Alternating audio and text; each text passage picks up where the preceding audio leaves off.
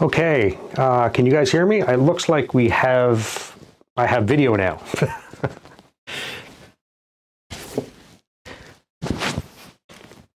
Okay, so we can get started. Excellent, Stephen. Okay, we'll just let people mosey on in again. And then once they're all in, we will get started.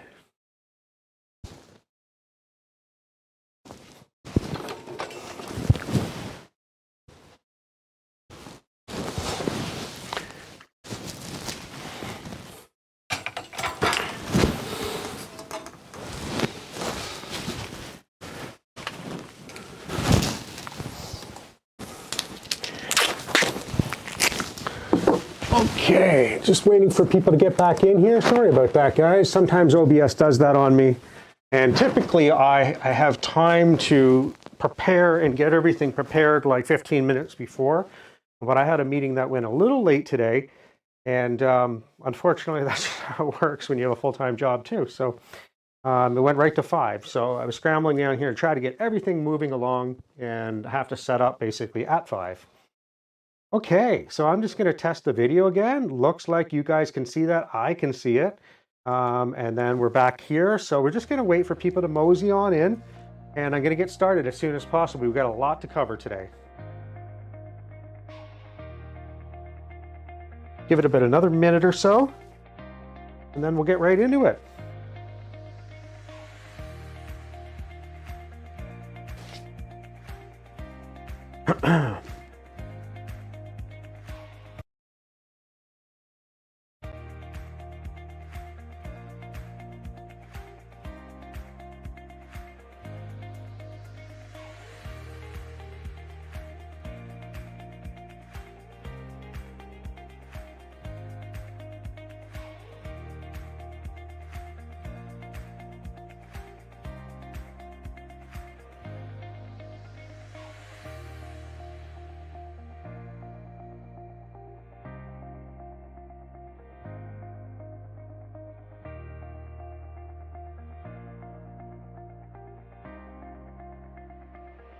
Okay, we're going to get started. So if your friends aren't here, tell your friends there's a new stream link and tell them what happened. They need to get back in this new stream link.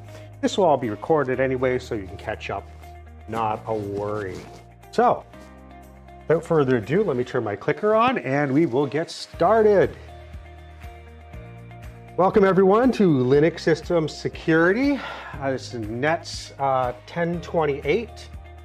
It's supposed to be 06 access control, not 05, but it is access control. And my name is Ryan Clements. And today we are going to talk about a little more advanced stuff than what typically we have been talking about in the previous part of this class heading up to the midterm. We are going to talk about how users can access Linux. If you remember before the midterm, we were talking about, basic stuff, file permissions, user permissions, group stuff.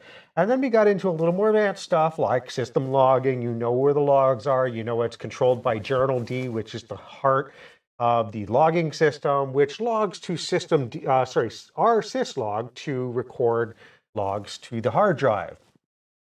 But we're going to talk about how users can actually access Linux today, and that gets a little more complicated, but not too bad. I'm going to walk you through, just like every other lesson we've had. I don't assume that you have any previous experience in Linux. Well, just the previous experience of what we've taught into this class so far, and then we build on that. Okay, so don't worry. It might look a little scary, but a little bit of practice, and just follow along. You'll just be fine. We're going to get into Lab 1, and then after Lab 1, we're going to talk about controlling login access using PAM. And PAM, we're going to talk lots about that at that point. So then we get into Lab 2. We do a little bit of lab with PAM, and then I really introduce PAM after the second lab. So before the second lab, we're working with PAM. It's called pluggable authentication modules. But I really don't introduce it yet. But to the second lab, we're really going to start introducing it and really get into what it is. We're going to also talk about enforcing password policies using PAM. And then we're going to do a lab 3, and then we're out of here. It is kind of a long session, but I'm going to try to go quick, and give you some time for the labs to really look through the assignment. And then we also have to take some time today to talk about the practical portion of the midterm. And by the way, I think everyone did a fantastic job on the midterm. Yes, I know time was an issue, and I totally agree also, and I know a lot of people have comments about this, about the midterm survey, is that it's a lot tougher doing Linux and answering questions in a multiple choice. I get it.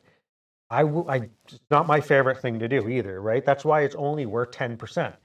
The practical portion that I'm going to give you today, halfway through the class or so, or maybe closer to the end of the class, we're going to do the practical. I'm going to show you what the practical exam is, and you get 2 weeks for it. It's just like a big assignment. Don't worry about it. You'll be fine.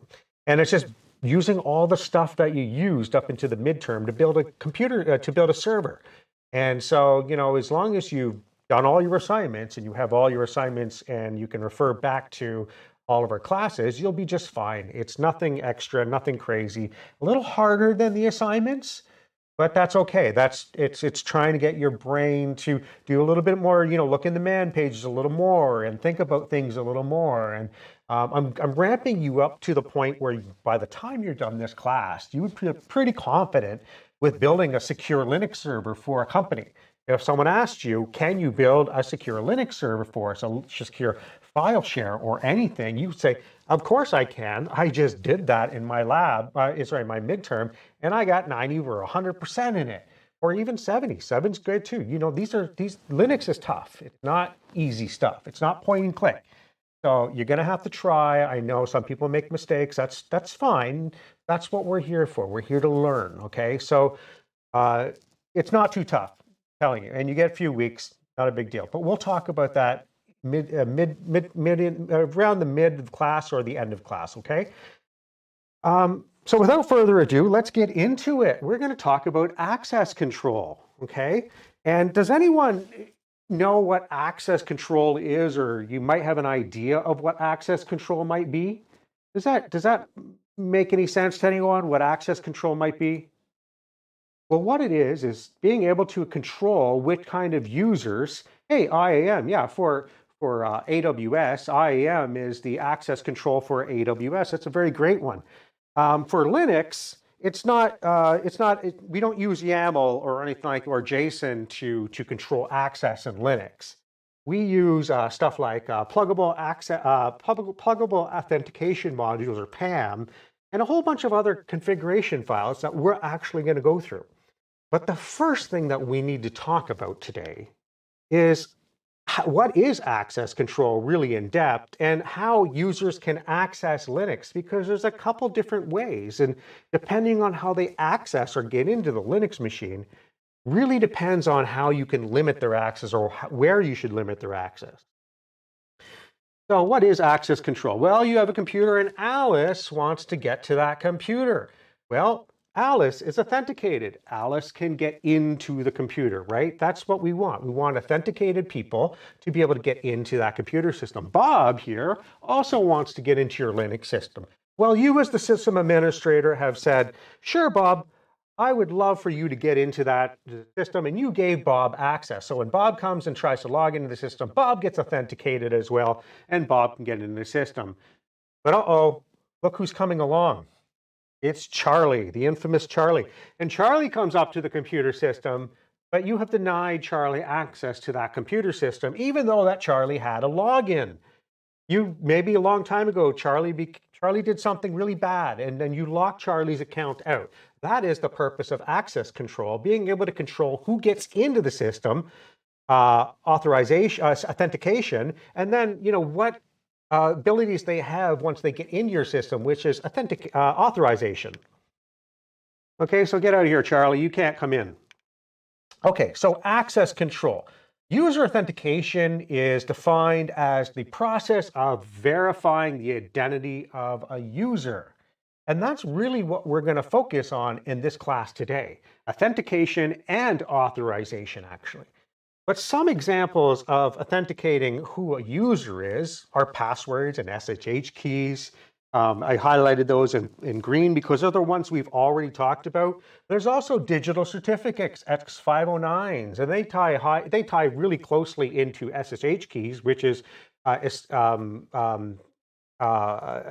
asymmetric cryptography, right? You have a public and a private key. I know some of you guys have been taking asymmetric or cryptography, applied cryptography alongside this class, and then some haven't. But really what this means, SSH keys, is you have a public and a private key, and they are a key pair. And digital certificates and SSH keys, come on, I want that. There you go, this is my pointer, are both asymmetric cryptography. There's other ways to authenticate people. We have stuff like biometrics or two-factor authentication, which we've probably all used if you have a bank account these days and your bank's allowing you to log in remotely, right?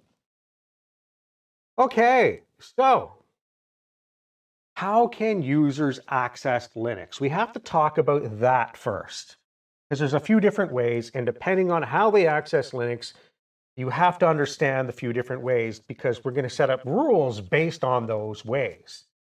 All right, we have a Linux server here, right? There it is, Linux server, nice chair, a table. The cloud means out to the internet.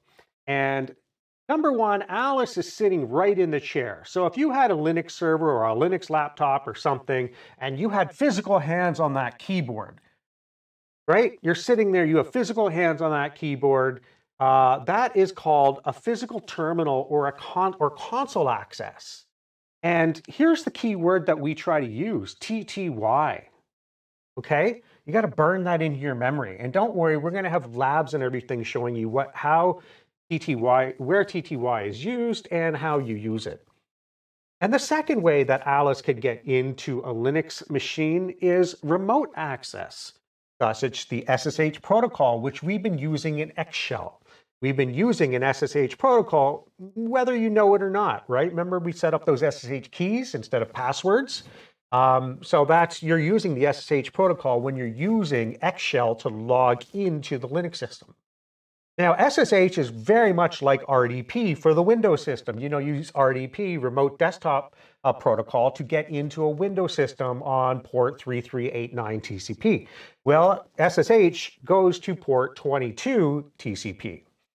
And SSH is even used in Windows servers now. The latest Windows servers have Open SSH server baked right in.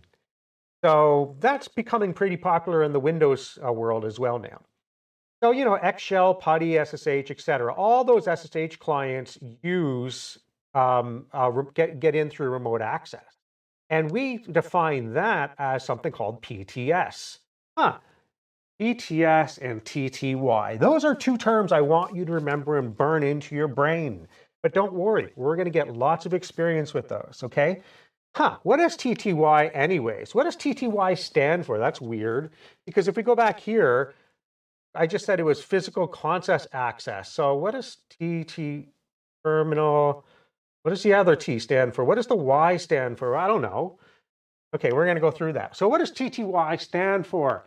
TTY stands for type there yo. Not really, actually, but that's how I like to remember it, because you're typing right at the keyboard. So type there yo. That's what TTY stands for. It means you have physical access. You're typing right at the keyboard. But really what it stands for is something called teletypewriter. Yes, actually a typewriter. Yes. So we're going to go over that in a second. I'm going to tell you why it's called a teletypewriter. Okay, because you're probably confused as me here. I'm blocking this nice little picture. Oop, there we go. You're probably doing this. Why is it called a typewriter? We don't use typewriters anymore. That's ridiculous. Okay, so let's go through that. Teletypewriters, these things right here. A long time ago, they used to actually connect to servers. Yes, a typewriter used to be a keyboard and a screen at the same time. A long time ago, computers didn't have really cool monitors hooked up to them. The only way that they communicated was through something called a COM port, a serial port, and it was just a big wire, okay, with a bunch of cables in it that would hook up to an old server. and the server didn't actually have a monitor on it. And so the teletypewriter, you could type and it would then type to the keyboards, commands to the computer, and then anything that's displayed typically on a monitor gets sent back to the teletypewriter, which it types out for you automatically and shows you what's on the screen, because it didn't have a screen. So that's what a teletypewriter is. It would just send commands to the computer, and then the computer would send the screen back to the teletypewriter, where the typewriter actually typed the screen out for you. Yes, it was that rudimentary. These days we have iPhones and Android phones, and we have awesome technology, but this is way back in like the 1930s, 1940s, okay? This is how people used to work. So the computer would output the result back to the typewriter. Exactly, yes. And this is what it looked like, okay? Look at this. Look at this thing. This is a teletypewriter. Imagine having this big thing in front of you, or imagine you had a LAN party and you had to lug this to a LAN party. I hope you can deadlift about 200 pounds, because that thing looks like pure metal. We all complain about the CRT monitors, but look at this thing. Oh my. So anyways, there's actually a YouTube link out there, and I think I have it in, no, I don't, maybe I don't have it in here, but I'm going to post it in the chat later. I actually got this from some guy that last year during COVID had an old teletypewriter, and he interfaced it to a Linux machine, and this is it here. This is his Linux. I'm trying to log in, and then it's outputting what's happening. See, he logged in right here. He typed in his username and the password, and then it said, okay, your last login, and he actually logged into Linux, believe it or not. So yes, this is the teletypewriter, and I will show you this later on. I'll show you the link in chat when we have a break. Okay, so that's what it was. It was a teletypewriter, and that's why we call these things TTY. So anything that's local to the computer, like the keyboard and the monitor, and you logged in with a physical keyboard and a monitor, we call it a TTY connection, a teletypewriter connection. Because Linux isn't really that old, but Linux is based on Unix. And Unix was made a long time ago, even before Windows existed. So Unix goes way back to like when the internet was basically just a bunch of government agencies and universities online. So Unix way predates Linux and Windows and every other thing that we use today. Now Linux was created based on Unix, because Unix was licensed by Berkeley and yada yada yada. And so Linus Torvalds created Linux based on Unix a long time ago, and that's why we have Linux, and that's why Linux became the most popular out there, because it was just free, and Linus said, go ahead and use it, I don't care. So that's what a teletypewriter is, okay? But these days, we don't use teletypewriters, we have keyboards and monitors, okay? So just think whenever you're typing on your keyboard and your monitor and you're hooked up directly to the machine, you're using a TTY connection. This is your teletypewriter. Okay, so going back to this, how can users access Linux? Well, we define that this way is TTY. Type there, yo, okay, or however you want to remember it, teletypewriter or type there, yo. You're right there, okay? You're in the chair, all right? And so we got to talk about this next one, PTS now. Okay, what does PTS stand for? That's a weird one too. Let's try to figure that one out. Well, there's a protocol, SSH,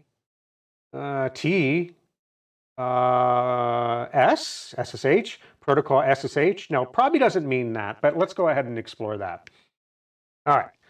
So when you're logged into the physical computer, okay, and you can log into your Linux machine and type TTY and press enter, and it will tell you what device you're actually on. So on this case, I'm in TTY1. So when I hit TTY and press enter, it tells me that I'm in TTY1. I'm just going to hammer home what TTY is first before we start talking about PTS. Sorry, my slides are a little bit out of order. I was expecting a different slide here. Okay, so TTY is when you log on directly to your VMware. See, we don't have a physical computer that we're working on here, right? We're using VMware to emulate the physical computer. So if you were sitting right at your VMware login, we call that the console or the terminal. It's like sitting in front of the physical computer. So when you click on the console in VMware and you log into Linux, it's the TTY. Now here I'm logged into TTY1, okay? It starts at TTY0 and goes all the way up to TTY6. It goes higher than that, but by default we can do 6 different TTYs. So think about this as a local or physical login. There are 6 TTY sessions ready by default, and you can access those by Alt-1 through Alt-6 on your VMware console. So if you fire up VMware now, go ahead and I'll do that. And everyone should do this right now because you're going to have to do this in your assignment. So you might as well practice this right now and see what I'm talking about. If you log into your VMware console from VMware, not through Xshell, but go to VMware, click on it, and log in directly, type TTY like that up there, and it should output dev TTY1 because you're going to be sitting on TTY1 by default. And here's something you probably never noticed about Linux. So I'm going to give you about 2 minutes to go ahead and log in from the VMware console, and then I'm going to start talking again, okay? But just go ahead and log in, type TTY, and see which TTY you're on. Also press the W key to see exactly what I see there, okay? So I'm going to be quiet for about 60 seconds here, give you some time to log in, and then I'm going to continue and ask you to do something else.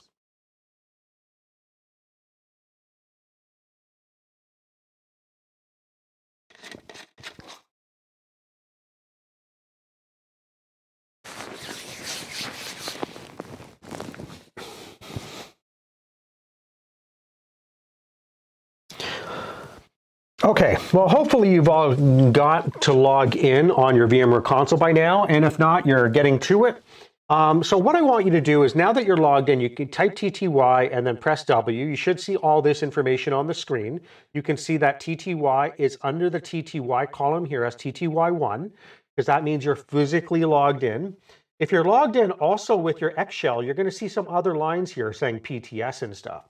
But what I want you to do from the VMware console now is go ahead and press Alt F2. Try Alt F2 right now and see what happens. And put it in chat what happens if you hit Alt F2. And by the way, if you want to get back to your previous screen, go ahead and hit Alt F1 again.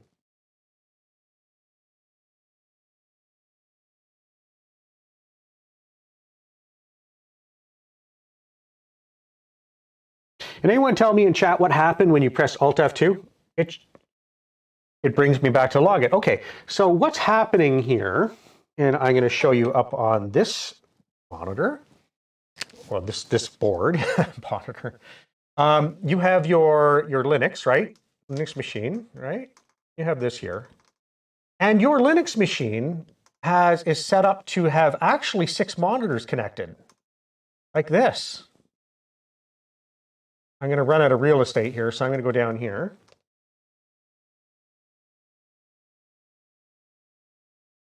And this one is called TTY1, TTY2, TTY3, TTY4, and I'm going to put it up right here, TTY5, and this one's really hard. I wonder what this one is. TTY6, okay? It's pretty easy. There are just TTY1, 2, 3, 4, 5, 6. And by default, when you log into VMware, it's using this one right here. And this is the one you just logged into. When you hit Alt F2, you go to TTY2. And if you hit Alt F3, you go to TTY3. And then when you hit Alt F1, you went back to this screen here. So if you think about it, what Linux is doing here is it's giving you 6 physical screens. You can hit Alt F1, Alt F2, Alt F3, all the way up to Alt F6, and then go switch between them. It's kind of like multitasking or having multiple sessions open. And if you log into TTY2, which you can, and press W, you'll see under the W command, you'll see your current Ryan or your username TTY1, but you'll see another one called TTY2. So these teletypewriters, well, you have basically 6 teletypewriters that you can cycle through.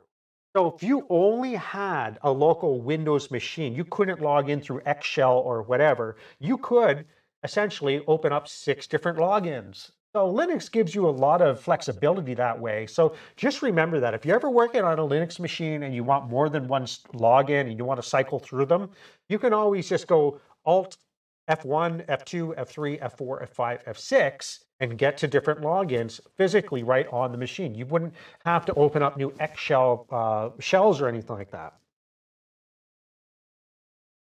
What happens if we make changes in session 1? Is that going to affect session 2?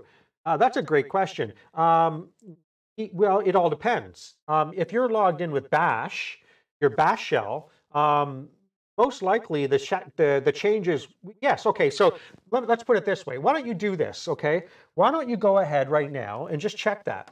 Go ahead and log in with TTY1, press Alt F1 and log in. And then go to Alt TTY2 and log in again. And then issue this command right now. Issue the command touch file 1 and just make a file 1, an empty file 1, okay? Go ahead and issue that command on TTY2 or TTY1 and then hit LS in one of these, okay? List it, have a look and see, you should see that file there. Now go to the other TTY and type LS again and see if you see that file. Yes, changes on TTY. If you make a file on TTY2, it is tied to any of these. These are just screens that are looking at your computer system inside your Linux machine, right? It's like opening up multiple X shells or whatever, or multiple RDP sessions, right? Anything you create here will be created on your Linux machine right here, and these are just screens and keyboards looking at the same spot, but at different sessions. Does that make sense? There you go. Hey, yeah, that was good. Yeah, Lily, that's exactly what we're trying to do. So really what this is 6 different sessions here.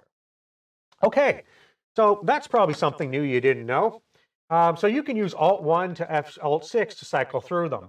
But typically, we don't really like to use the VMware console because we can't cut and paste. Unless VMware tools are set up correctly, it's just a pain, right? Xshell is so much better. So that leads us to talking about PTS in a second. But up here, I just put some other words as known as the terminal, the console. So if you're ever in a corporation and they say, I can't SSH in, right? Because that's what they call it, SSH in. Pull up the terminal or the console and see if you can get in from that. So what that typically means, if you can't SSH in, that means the SSH daemon is probably down, but you can go to VMware and pull up the console and get right in directly to the console, right? On TTY. Type there now, or the teletypewriter. All right, so you just got to understand there's 2 ways to access Linux. This is the way we have been doing in class with Xshell, most of us, right? Because this is a better way. Xshell is cool, it's easy, it's not as tough to use as the console, right? The console's a pain, honestly. In my work, all of our Linux engineers use SSH to get in. We very rarely use the console. We only console stuff if the networking connection is lost and we can't get into it, then you have to pull up the console on TTY. Okay, so that's physical access, and then now we're going to talk about PTS, the remote access, okay? PTS stands for Pseudo Terminal Slave. Don't worry about remembering that. I don't care if you remember that. It doesn't matter. Just remember PTS, all right? The reason it's a slave is because the way that remote connections work is there's a master component and a slave component. And you can go ahead and Google that if you want. It's a lot more stuff that really doesn't matter for this class. It doesn't matter. Just remember that anytime you see PTS, it basically means that it's a remote connection, okay? So up here, we have PTS, okay, pseudo terminal slave. So anytime you see PTS, that means it's remote. All right. And anytime you see TTY, type there now. You're typing right at the table. That's the console access. Ryan, how many root can access a session at one time? I have never seen the limit. you could probably put 500. You could probably put 100 on them and no problem. So I've seen on Linux servers 30 people logged in at once. So really, I don't think you're going to hit the limit. There's probably a limit somewhere in the kernel tuning process, which we're going to get to at the end of this course. But I've never played around with it. I've never had a reason to play around with it because I haven't limited the amount of people to log onto the system. But it is there. I know it is, but I don't know what the limit is normally set to by default. Well, you could definitely get 30 in there for sure. Okay, so let's go ahead and talk about let's put it this way. So if you're talking about this right here, there's 6 TTY set up on your physical VMware console, right? But if you're logging in through Xshell PTS, it just goes ahead and keeps creating them, okay? And I'll show you that later. It creates them as you need them. So the W command, we've already talked about that a little bit, right? We've seen it in the previous example. You probably already pressed W. This is my favorite command. Whenever I log into a Linux system, I always press W to see the system load, to see if anyone else is on the system. See, it lists everyone who's logged into the system and where they're from. So I always press W. It's like a habit. As soon as I log in, the first command, without even thinking about it, I always press W to see what's up on the system, what's happening. Because you get to see who's logged in, where they're logged in from, how long the system has been up for. And you also get to see these things called load averages. And these load averages are actually how stressed the computer is. It's kind of like thinking about CPU percent of CPU used. All right, but kind of, sort of. Let me quickly explain this. If this ever goes to 1.0, that's 100% used if you have one CPU. If you have, and this is ballparking it, right? If you have 4 CPUs dedicated to this VM and this load average goes to 4.0, that means it's using 100% CPU. Load average really isn't CPU percentage. It's more like queuing. It's called queuing. But the amount of things that are queued up should never exceed one. If you have 4 processors, then the load average should never exceed 4.0. All right. And if you have 4 processors and you have a load average of 2.0, it's around 50% of the CPU is being used, or the CPU is being stressed about 50%. Okay. So just remember how many processors you've given to your computer. If you see that if you only have 1 processor and this load average is 1, your system is running pretty much 100% as quick as it can, and it can't really run any quicker. All right, so that's kind of what load average is. Okay, it's really not CPU percentage. It's more of a queuing mechanism. But the general rule of thumb is that your load average should never be higher than the amount of CPUs you have in your system or dedicated to your system in terms of VMware. Okay, so the W command, what I'm really interested here is seeing the users logged on and seeing the TTY they're logged in from. TTY 1 to 6 are logins from the VMware console, considered a local login, and PTS 0 login is Xshell, considered a remote login using networking. You can see that right here. I've logged in with Xshell, and it shows me PTS/0, and it shows me the IP I'm logged in from, which is the VMware gateway. And that's just how VMware is set up to do NAT, right? Notice how PTS0 has an IP address under the from account, under the from column. These ones don't have IP addresses because you're logged in straight to the console. You're not networking to get in there, right? Xshell uses networking to get in there. The TTYs do not. You're sitting right at the console. Type there, yo, okay? Okay, so one other thing I want you to notice, and I think you'll really think this is cool. Well, I think it's cool that everything, and I mean, hold on, let me get. I mean, everything in Linux is a file. Everything. Okay, if it's a connection, there's a file. okay? If there's a TTY, it's a file. If there's a PTS, it's a file. Everything is a file in Linux. There's no such thing as, like, if you can see a device, it's a file somewhere. You can write to it using file commands, believe it or not. So TTY connections are a file. PTS connections are a file on your Linux system. They're really not files. They're really like in memory, but the Linux system presents it to you on your file system so you can interact with it on your bash shell. You can interact with that TTY console, believe it or not. I'm going to show that to you. TTY files are found in /dev because it's a device. It's a TTY device, a teletypewriter device. But they're really not teletypewriters, and yeah, we all know about that now, right? So you have you have a lot of TTY devices, believe it or not, but you have 6 set up by default. And you also have PTS files, which are found in dev/PTS.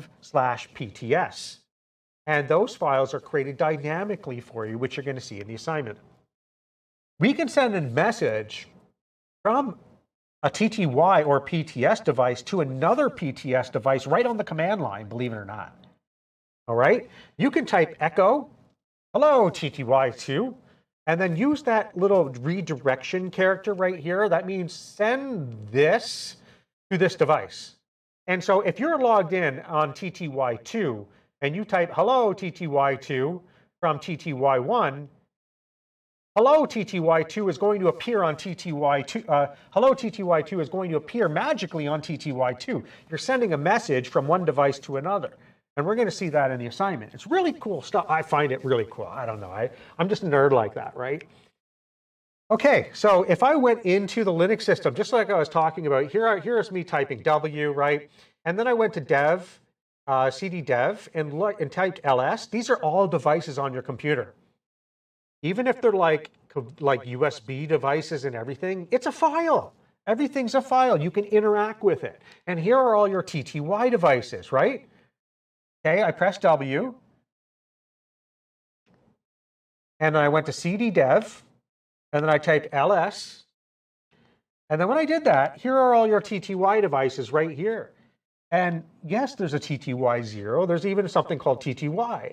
And there's TTY 45, 47. I mean, there's a lot of TTY devices. But we are only set up to use 1 to 6, right? And that's typically, you don't need really more than 6 on a Linux machine. But there is a place where you can set up more TTYs and assign hotkeys to them. Okay, and you can see down here, I've also gone into the PTS. Oh, I don't know how my slides are going sometimes. Let me go back there. All right, so here's the TTY devices. I click this again, and here are the TTYs that I'm logged into. I'm logged into Alt F1, Alt F2, and Alt F6. Okay, and TTY1, TTY2, and TTY6. But you can also see here that I've gone into CDPTS, that's where the PTS devices are, and I have LS there as well. And then here, there's only 0. Huh. PTS, oops, I'm covering it, I'm sorry. PTS devices are created ad hoc. And what I mean by ad hoc is dynamically. They're created when you need them. So that 0 in the PTS directory is actually this PTS 0 up here, okay? And I can send messages to that too using the same redirection. Okay, enough of me talking. Let's get into the assignment. So this lab 1 here, it's not going to take very long. There's a lot of writing and a lot of stuff I put in there, like little hints and stuff. So take your time and read through it. It's just exploring TTY and PTS now that you kind of have a little bit of an idea of what they are. And it's going to have you, look at the directories and send a message back and forth to them. So go ahead, work your way through the lab. We're going to take about 10 minutes. So it's 5:50. We'll be back at 6 o'clock, and then we'll see how everyone's done, okay?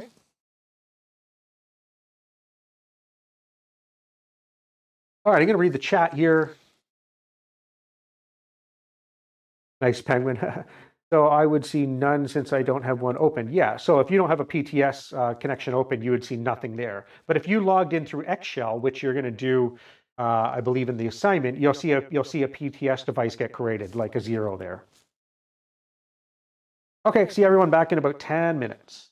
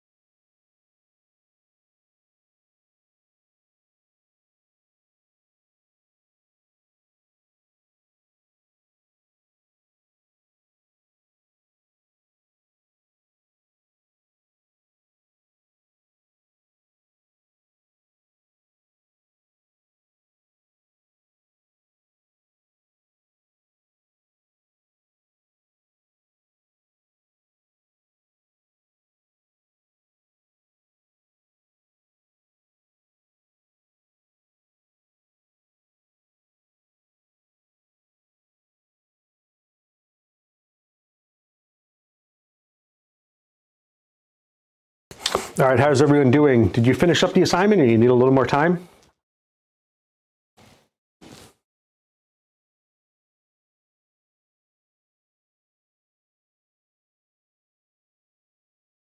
Or the lab, should I say?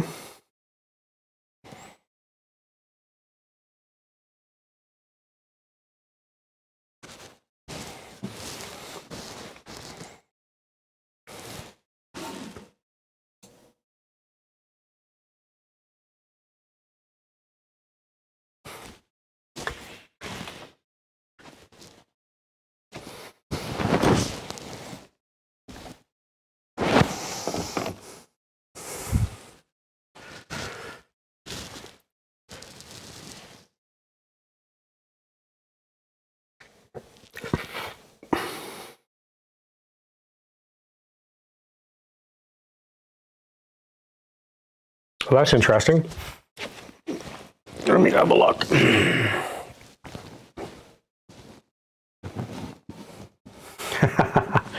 Hold on. Let me have a look at the assignment. I don't know. Maybe I put a typo in there. Let me have a look here.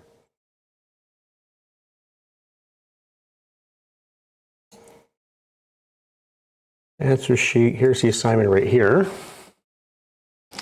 Okay. Someone says they're getting PTS. No.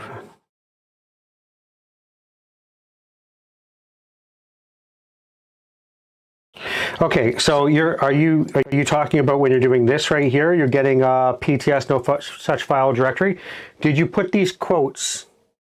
There's one quote here, a single quote, but there's also double quotes here. Did you put those around it?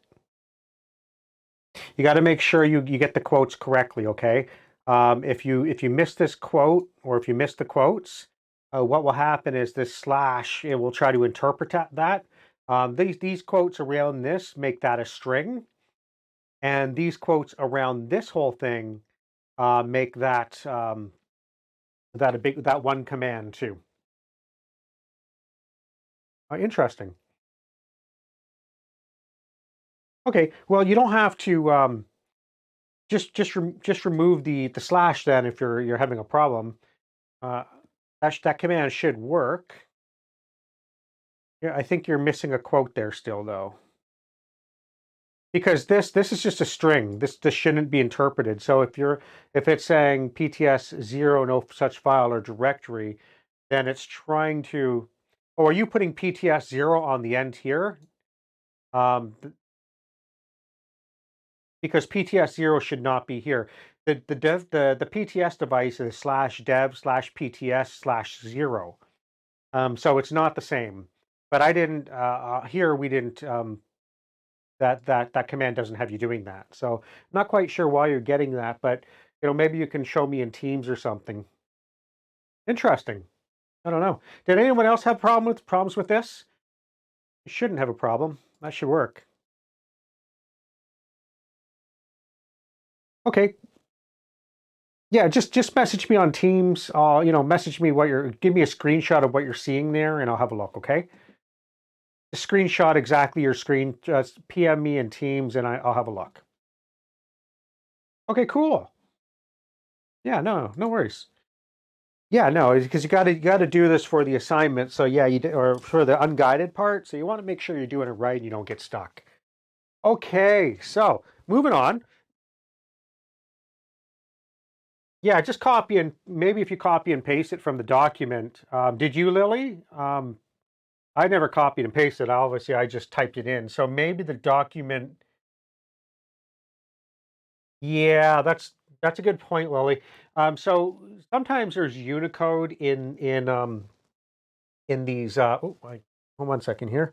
Got my screen covered. I can't see. Sometimes there's Unicode in in the Word document in a PDF, and it might have some weird formatting in there. So that's a really good point. Is that what you could probably copy it in a notepad first for it to translate into proper non-weird characters, because Notepad doesn't work with symbols and all that stuff, and then go ahead and copy it into the Linux terminal as well. But yeah, you can also just like, if you're having problems, hold on a sec, I'm having problems here. Me full screen. One sec, let me get the right things on the screen. If you're having problems, then just go ahead and type it out directly instead of copy and pasting it. Okay, Luke had no problem. Yeah. I guess it all depends on your PDF reader and everything, right? I use Adobe PDF. That seems to work. But I mean, if you're using like Cute PDF or something like that, who knows, right? It's going to interpret it differently. You can always just type it out directly. Just, see it, type it out. When I was in college and I was going through all these commands as well, I would always type them out. Because if I was just copy and pasting, they never really stuck in my head, right? Even when I'm doing like, Red Hat training or exams, and I do training just like you guys do every day. Actually, I'm in a training course right now doing some 400 level training for Red Hat. And so this is why when I make my assignments, I understand what works because I'm doing it like you guys are now too. I never stop learning. And so when I'm doing my training, which are kind of almost laid out exactly how I'm giving it to you, is I actually type the commands in, not even in just college, but today I still do, because then it sticks in my head on what I'm actually doing rather than copy paste, right? But that's up to you. You can do whatever you want. But if you type the commands in, then then you start to see how all the commands are formed. Okay, cool. It worked. There you go. All right. So was everyone talking to each other on the different terminals? Isn't that kind of cool? Like, I'm a nerd and I love this stuff. Maybe you might not find it so astonishing and fantastic, but I do. I love the fact that you can just randomly send to a device, which is a file on your system, and send commands or messages to it or whatever. I don't know. I just love it. I love how everything's a file and you can just manipulate things. It just makes things so much easier to understand when you can actually just send commands to them on the command line. You're not like, oh, that's how that works. TTY. Okay, cool. And you can just write and read from them and everything. There's a lot of cool things you can do with redirections. Just wiping off the board here. When I bring myself back up, I'm not covering myself. Okay, so now we're going to talk about a little bit, about how that helps you. Okay, so cool. How does this help? Well, we can control and limit user logins on specific PTS and TTY devices. We need to configure something called PAM, and I was telling you that we're going to talk about this PAM thing soon, and that is actually pluggable authentication modules. Now, I'm not going to get into a deep dive yet. That's going to be after the second lab, which we're going to get more into a deep dive of how PAM works and all that stuff. Right now, I'm just going to have you use a command and then configure something called a PAM module, but without actually knowing how all that works yet, okay? We're going to dive in before we talk about the theory. So we need to configure something called PAM. We need to use something called a command called auth select. And auth select works like this. It's used to configure user authentication, and it configures the pluggable authentication modules, PAM. It also configures something called network security services, but don't worry about that. We're not going to get into that. I just wanted to mention it because I'm talking about what it configures, so I might as well throw that in as well. But auth select command, to use it, what we're going to do is we're going to type this in, but you don't have to do this right now. You can do this in your assignment. I'm just going to talk quickly about what this is. I don't expect you to remember this long command. If I go 2 or 3 months without typing something like this in, I'm not going to remember it either. I'm going to have to go to the man pages to look and to try to figure it out, or Google, good old Google. No one actually remembers these big ugly commands unless you're typing them in every day, okay? But the good thing is the man pages and everything are very well done, and there's a lot of documentation on. You just kind of know the command you need to use, like auth select, and what you're trying to configure. We're trying to configure something called access control. So there's a parameter here called said with PAM access. And what that does is configure something called PAM underscore access module for our PAM system. And so, I go a little much more detail in the assignment about what all this is. For now, I'm just going to present it on this presentation, and I'm not going to dig into it. When you do your guided section, I give you a lot of detail exactly what all this stuff is. But the one thing that we're trying to get to is it allows us to use a file called etc security slash access.conf. And that file allows us to control who gets to log in on what TTY device, or who gets to log in on PTS devices, or we can deny people to log in on certain devices. Okay? We can control access to TTY and PTS devices using that file, just like I said. So some examples is we can say, hey, I don't want root to be able to log in on any PTS device. I don't want root ever to log in through something remote, a remote device. So you could say root gets to log in from no PTS devices. So basically, you would only be able to log in with your username remotely. Another example would say, hey, I'm going to deny all non-root. So non-root is the opposite of root, and the opposite of root are the unprivileged users, the usernames that we log in with, that we have to type sudo with, right? Because we're not root, right? My non-privileged user would be Ryan. Yours would be, Rano or Lily or whatever, right? Whatever you put for your username, that's a non-privileged user. So we could deny all non-root users to log in from any TTY devices. I don't know why we would do that, but we could. Okay. We could also force the user Alice to only use TTY6. So every time Alice would come up to the physical computer or your VMware, if she wanted to log in, she would have to press Alt F6 and log in on the 6 TTS device. All right, I don't know why you would do that either, but you can, okay? The idea is just give some examples here. Now, denying root to log in from remote PTS devices is a good example. That's what a lot of companies do. They never want root to log in externally, only from the console, okay? Because if you're logging in from the console and you're not logging in through SSH, through Xshell or whatever, something's usually gone wrong. So you allow your root to log in from the console. Maybe because something went really bad and the only person that can log in is root. So you don't want to deny root from logging in directly from the console, but from remote devices, you never want root to log in. That's just bad practice.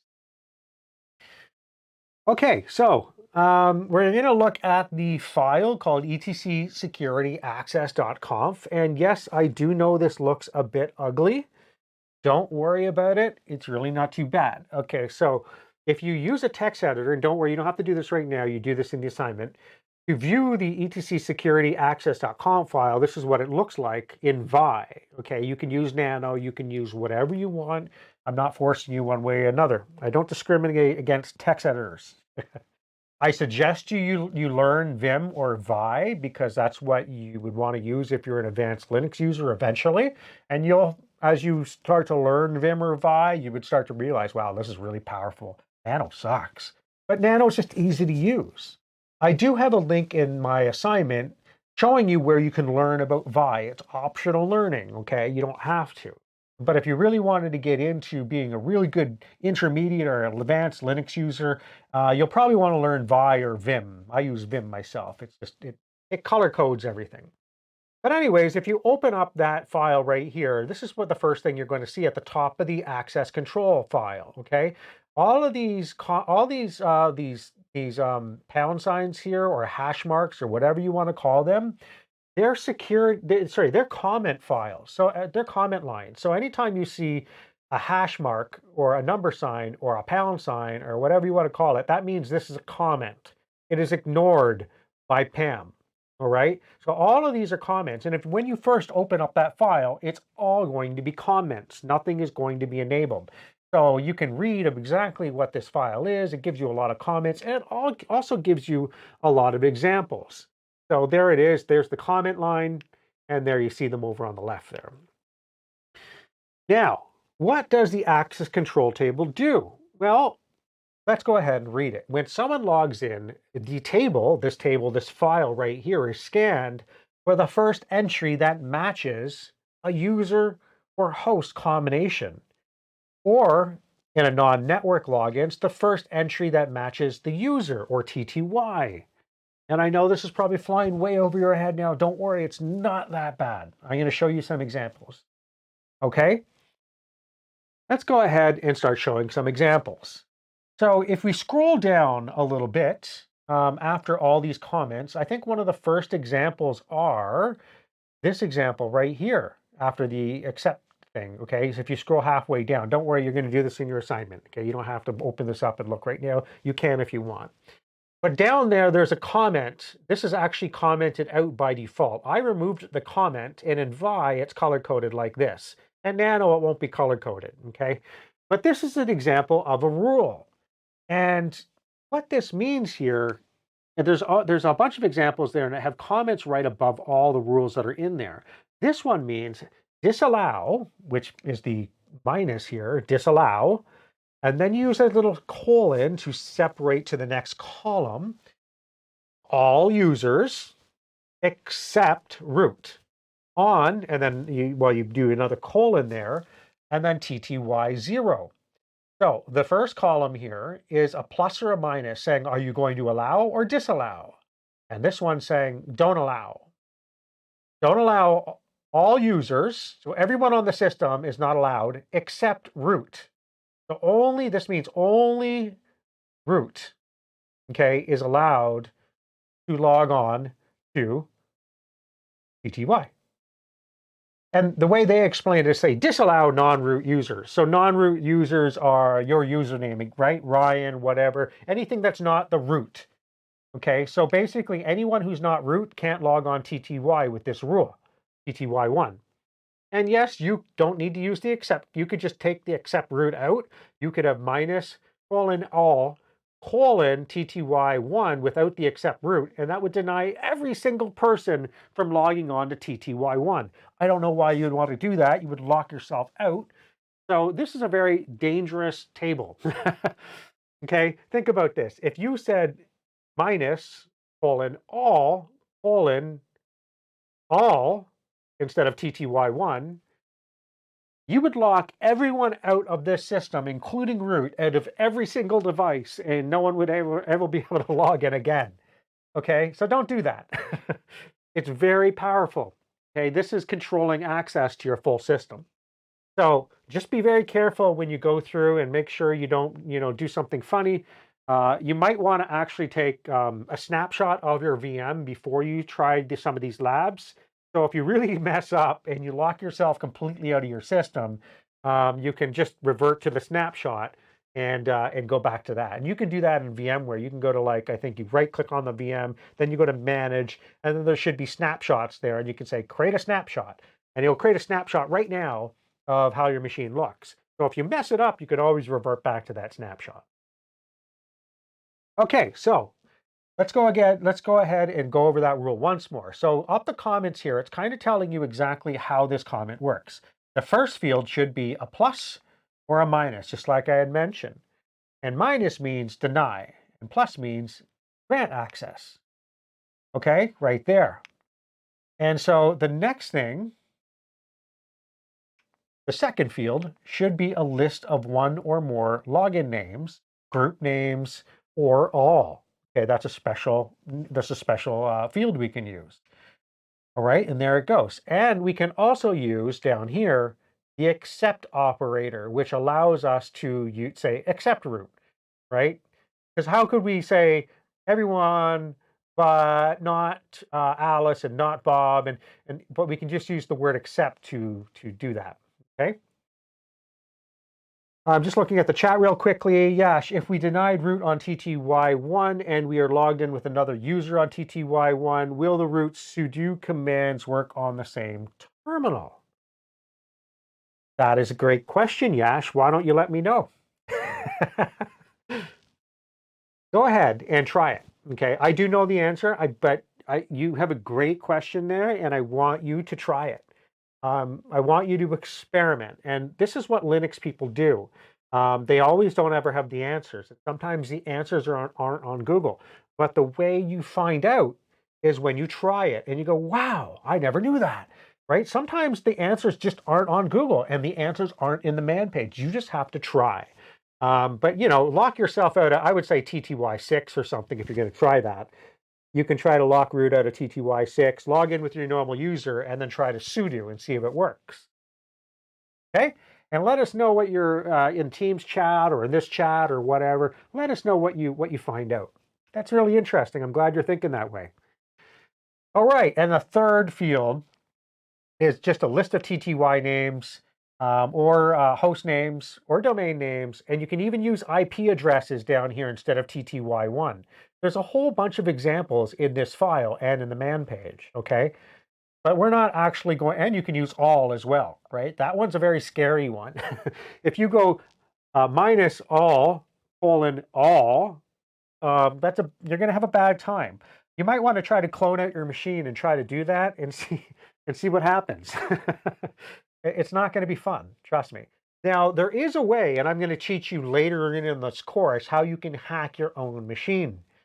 If you ended up doing something like this, I can show you how you can boot your machine and break the normal boot process before you even get to a normal login and break into your machine under root, even if you forgot the root password. And I could have you change the root password, hack the root password, change this access file. So there are ways. If someone in your system was if someone in your corporation was really malicious and denied access to every server by doing all, and then said, bye, I'm done with this job, and burnt their bridges and left, but they left you with like 100 locked servers like this, there is a way, besides going back from backup, to actually break into this machine, even if you didn't even know the root password, and change this file so it's not all messed up again, okay, and revert back. I will show you how to break in, even if you don't even know the root password, later on in this course, probably in another couple classes. So that's really cool knowledge to know as well. Okay, so let's move on here.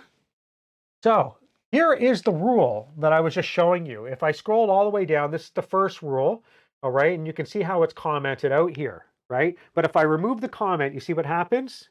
And this, again, this is in the Vim text editor. In your Nano text editor, it won't show colored like this.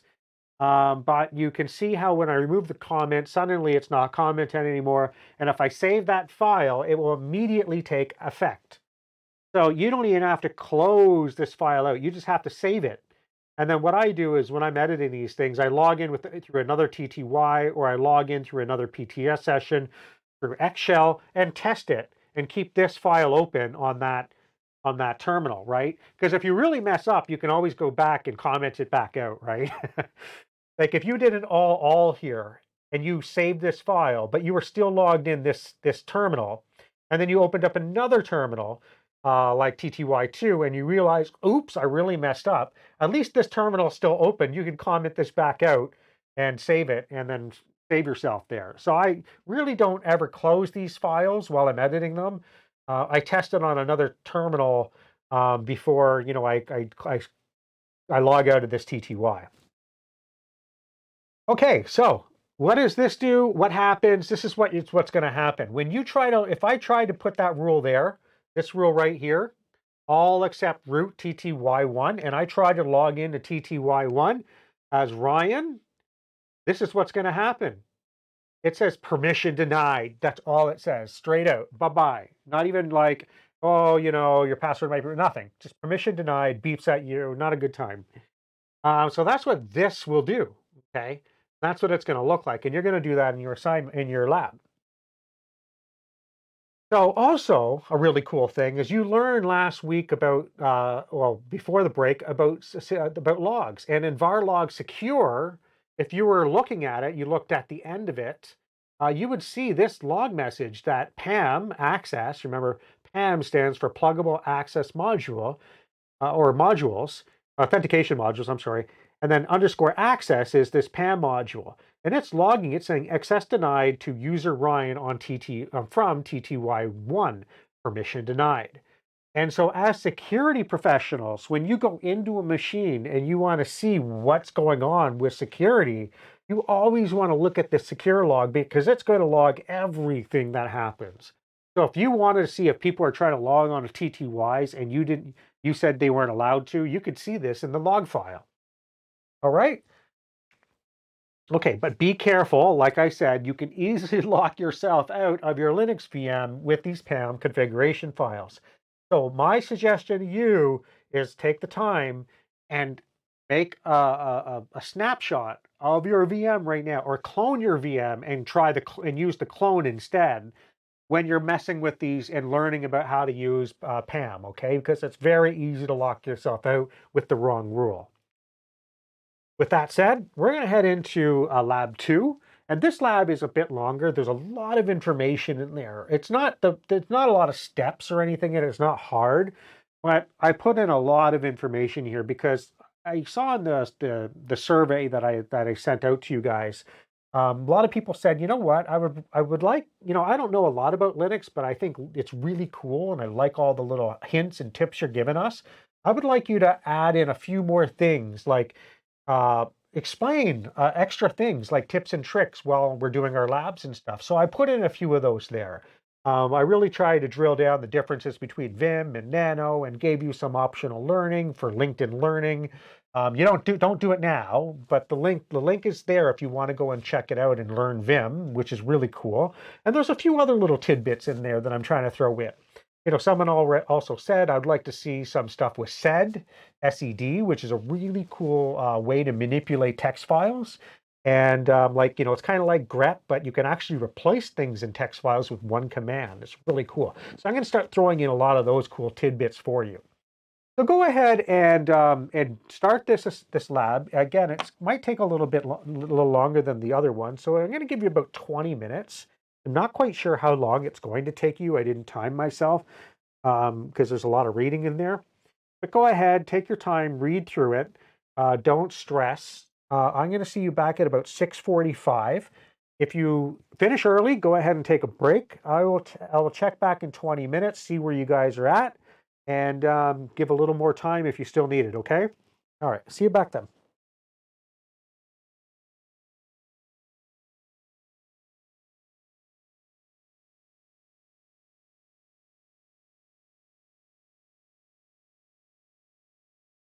By the way, if you have any questions, you can put them in chat or also PM me on Teams, okay?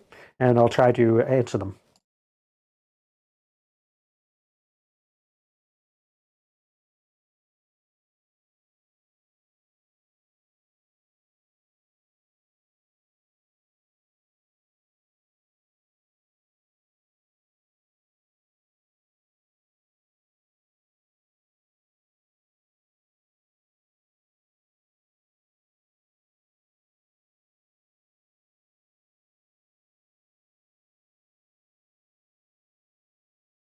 Oh, and by the way, the stuff you're learning right now, it's I would say intermediate to advanced Linux stuff. Not a lot of new or even intermediate Linux administrators know how to configure PAM. So we're getting into some heavier stuff here. So if this is making sense to you, pat yourself on the back.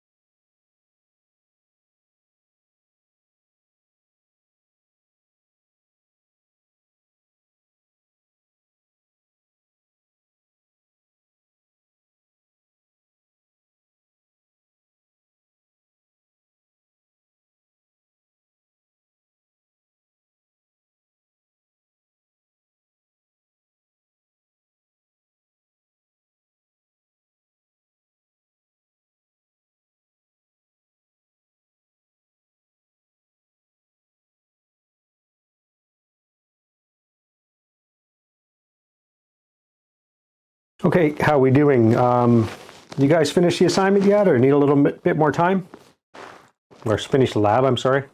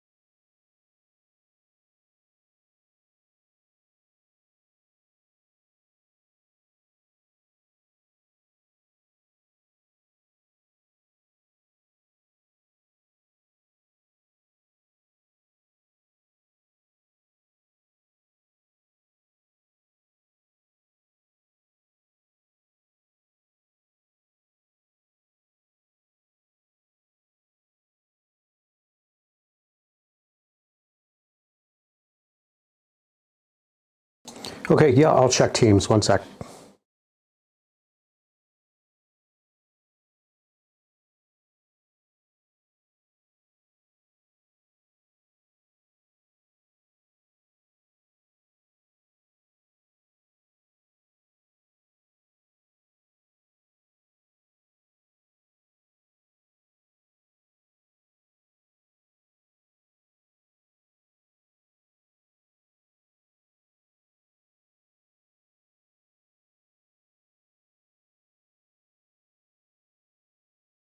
For some reason, Vicus, on this computer I'm on, I can see your chat on your PM and Teams, but when I click on it, it won't show me what you wrote there. I'd have to go to the other computer.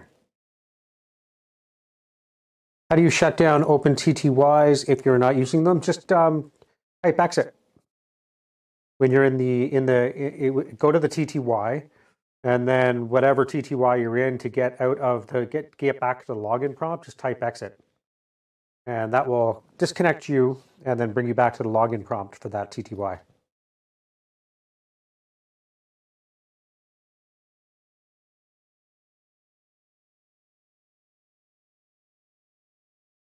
So Vicus, I can't see your PM in Teams for some reason. It's not popping up. If you want, you can ask your question in this chat. Otherwise, I won't be able to see your chat until I go up. You know what? Let me try to close Teams and reopen it. Second here.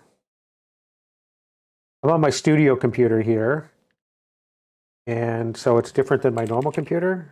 Let's see. Let's load up Teams and see what I get here. Oh, it says, in order to use Teams, free up some disk space. Maybe that's why. Let me delete some stuff here. I'm always fighting disk space. It's only 120 gig drive on my on this computer here. Let's see here. Go to users. What can I delete? Give me 1 second here. Nothing in downloads. I probably can delete this, this, and this. I'm just going to free up just a little bit. Permanently delete those. Okay, so I'm going to open up Teams again. Maybe that was the problem. You can't create temporary files and stuff. Oh, it still wants more space. Oh, what can I nuke here? I can nuke this. Let's try this now.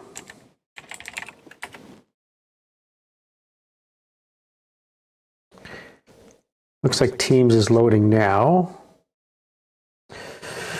Hey Brian, after uncommenting the line, we were still in our username account. It can be a security issue if we're taking access from username we suppose log out right away for security purpose. Yeah, so if you're taking access away from a user, that user will not, if the user is still logged in, they will continue to be logged in. It won't kick them out until they try to log in the next time, right? So if you're trying to lock down a user, you have to actually disconnect that user too. Okay, so I'm able to open up the team. So I'm just looking at your PM here.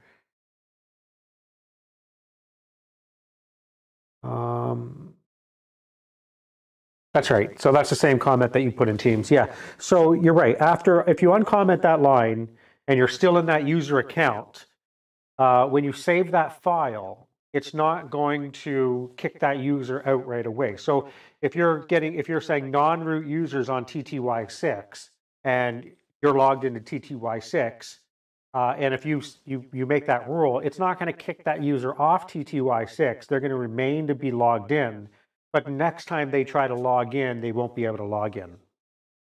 Not a security loop, because typically there's a way that you can kick people out. So if you press, I'll show you that in next class. I don't have my Linux machine down here. It's not my main machine, but I'll show you that in next class where you can actually list the processes that people are on by using PSAUX. And then you can see the process that's open on TTY6, and you can kill the bash process, and that will kick them out immediately. So if you do something like this, if you type this, PS like this, I'm going to type this in chat.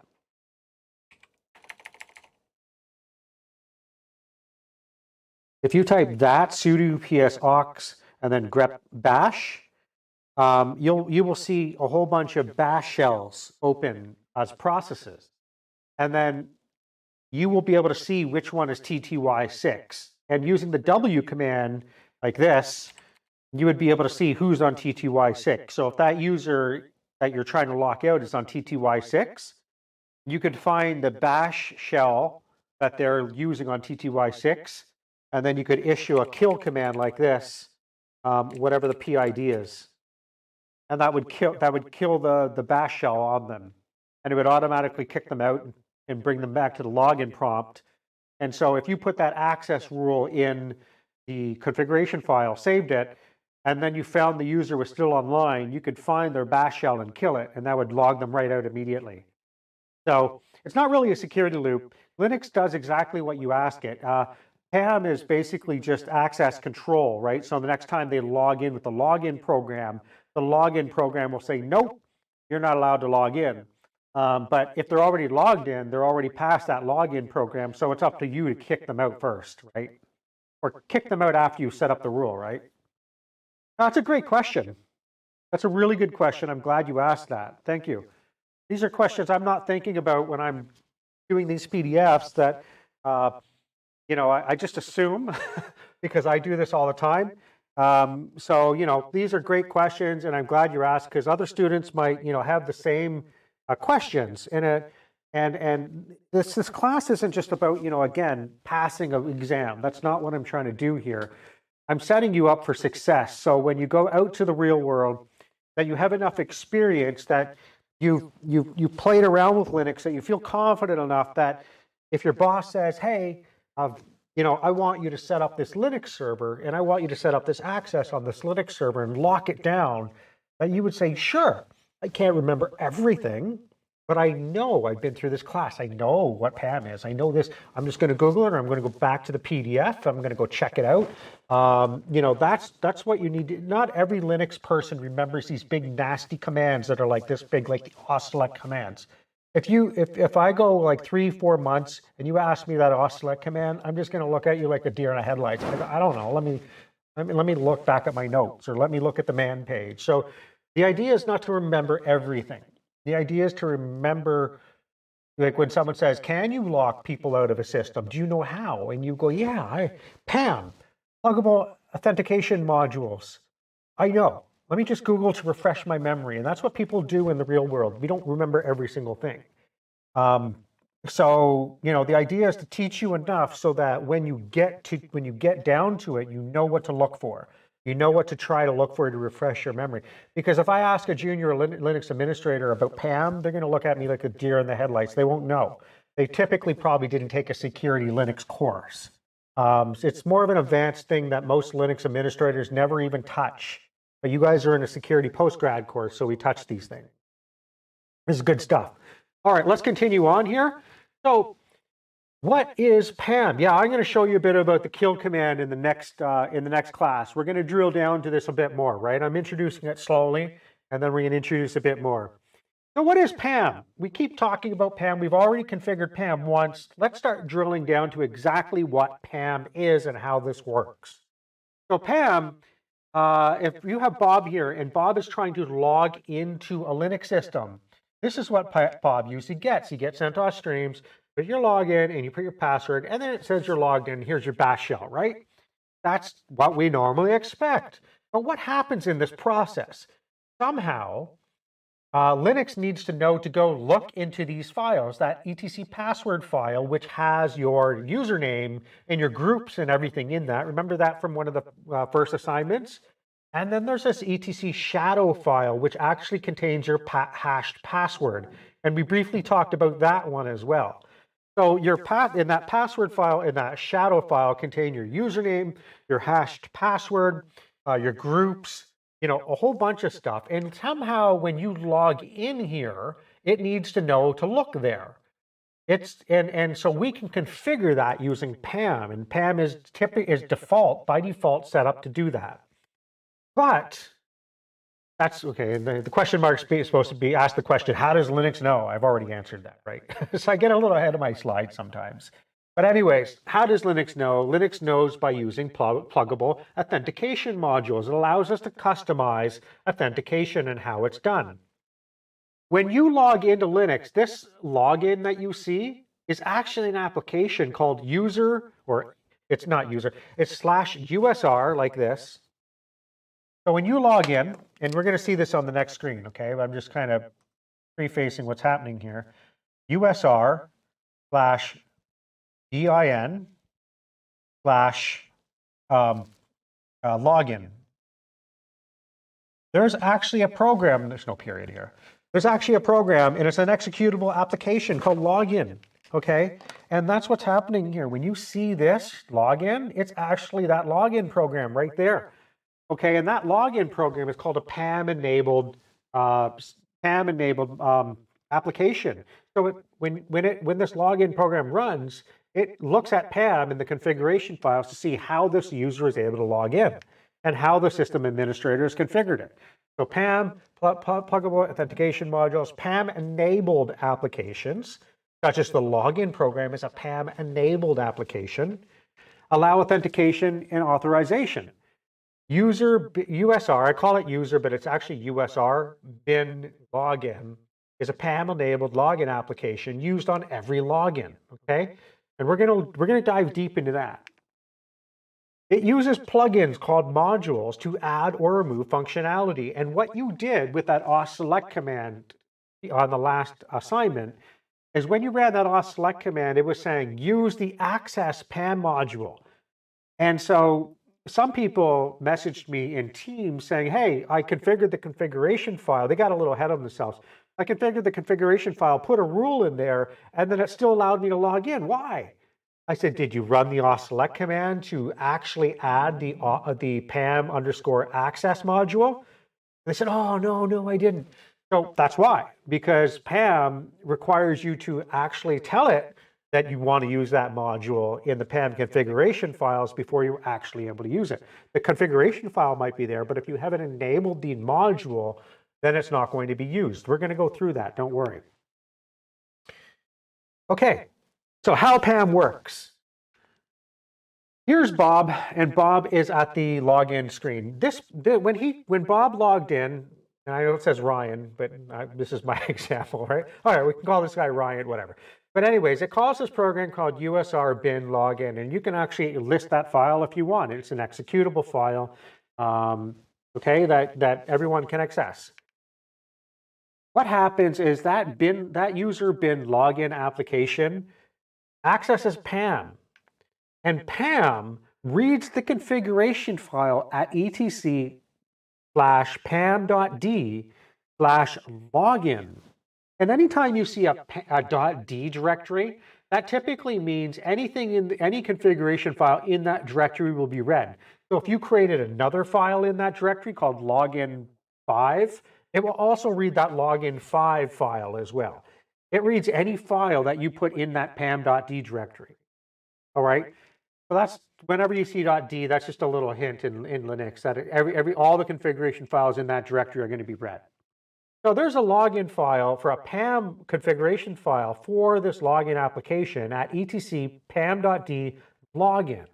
And so it looks in this login configuration file, and inside there is a PAM module called pam_unix.so. Don't worry about the SO too much. Don't let that freak you out. That's just an extension, a file extension that these modules use, that these compiled modules use, okay? All the modules will be like .so something. So that's how you know it's probably a PAM module if you ever see .so on the end of something. So that pam_unix.so inside that login configuration file here, okay? There's a lot of modules in here, but one of them, the one we're focused on right now, is this PAM Unix.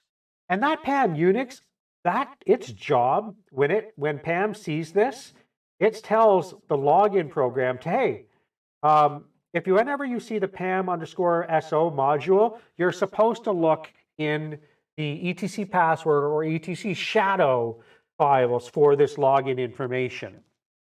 So that one module, its only job is to say, look in these files for this login information, okay?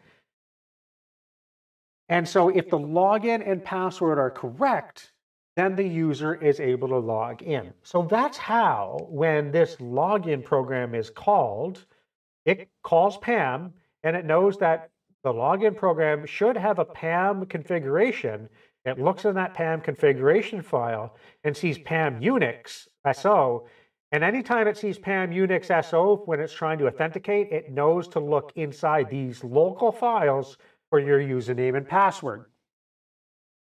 At this point, you're probably going, well, okay, that's cool. But wouldn't we always want to just look in the etc password and etc shadow? Because that's where the usernames and passwords are always kept, right? Well, it depends. Okay? On your local machines, absolutely. You're not networked. You don't have 1 million servers.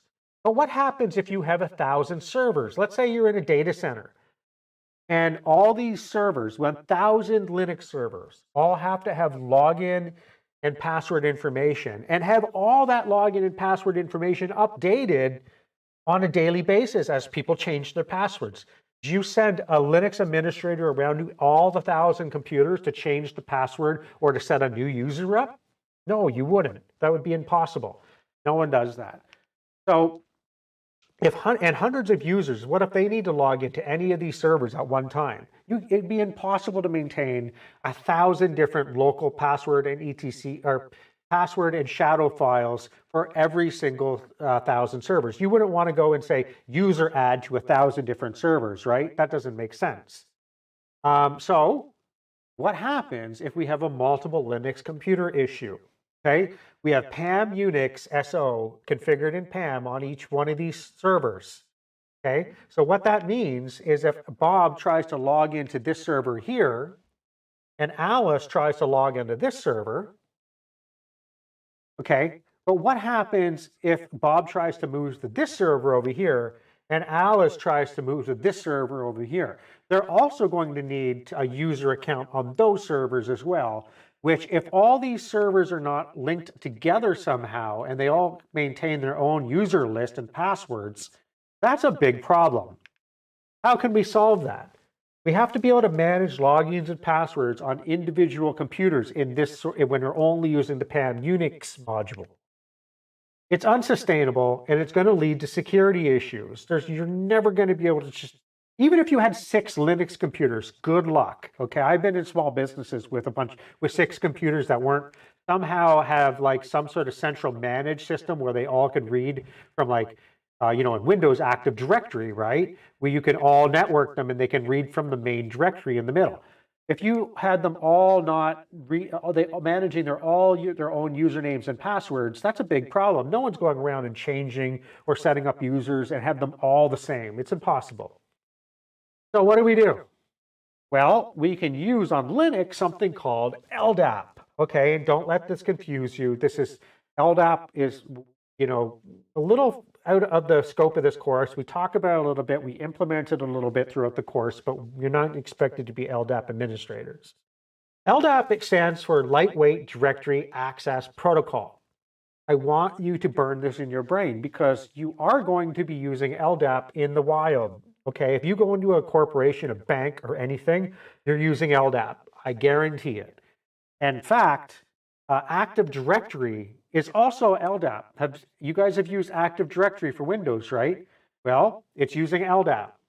Okay, LDAP is a protocol for exchanging user authentication and database information inside a directory, a central directory. And so Active Directory stores the directory of users and passwords on a main Windows computer in a domain, but the way it communicates is using something called the LDAP protocol, okay? Now, in the Red Hat world, we use something called Red Hat Directory Services, which is does the same function as Active Directory. It's really just something called, well, I'm going to say LDAP database, because that's what people call it out in the wild, but it's really Red Hat Directory Services. You can also use something called OpenLDAP, which is a package, which is free, and you can install OpenLDAP on a server, and that will create a database for you that you can create new users and passwords, and be able to network all of those servers to talk to that one main LDAP server, which will maintain your centralized user list. So LDAP can also have, you know, email inside the LDAP database, believe it or not, calendars, company information. It doesn't just have to be authentication or user or passwords, okay? It can be a bunch of stuff, but most of the time it is used as a central way to manage usernames and passwords, instead of using the etc shadow and etc password file, because that's unsustainable in a company. Okay, so let's go ahead back to our problem here where we have multiple computers, and Bob and Alice want to go to any computer at any time and have their new password work on all the computers immediately once they change it.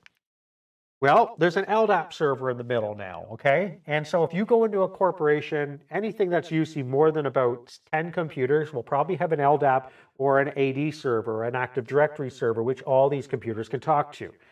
Now, the problem is the Unix PAM module does not know how to look for an LDAP server. It's not going to.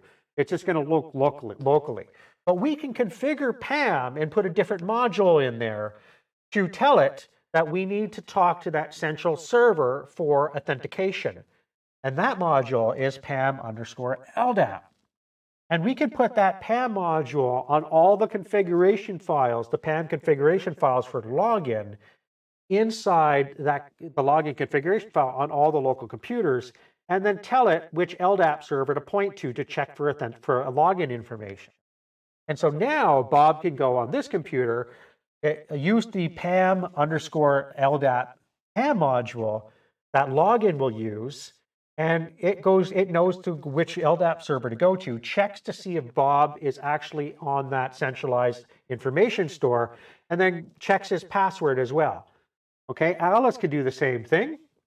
And if they move to computers, let's say they just changed their passwords and moved to a different computer, that's automatically updated on that computer as well now, because now instead of looking at the local shadow and password files, it is now communicating to a central LDAP server.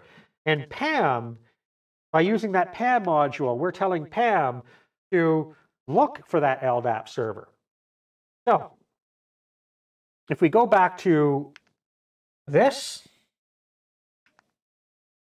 and we take that away, PAM does not see if we have PAM here, if we have PAM LDAP, right? But we take that module away, that LDAP module, in that PAM configuration, PAM would not require, PAM does not require the plugin for LDAP, right?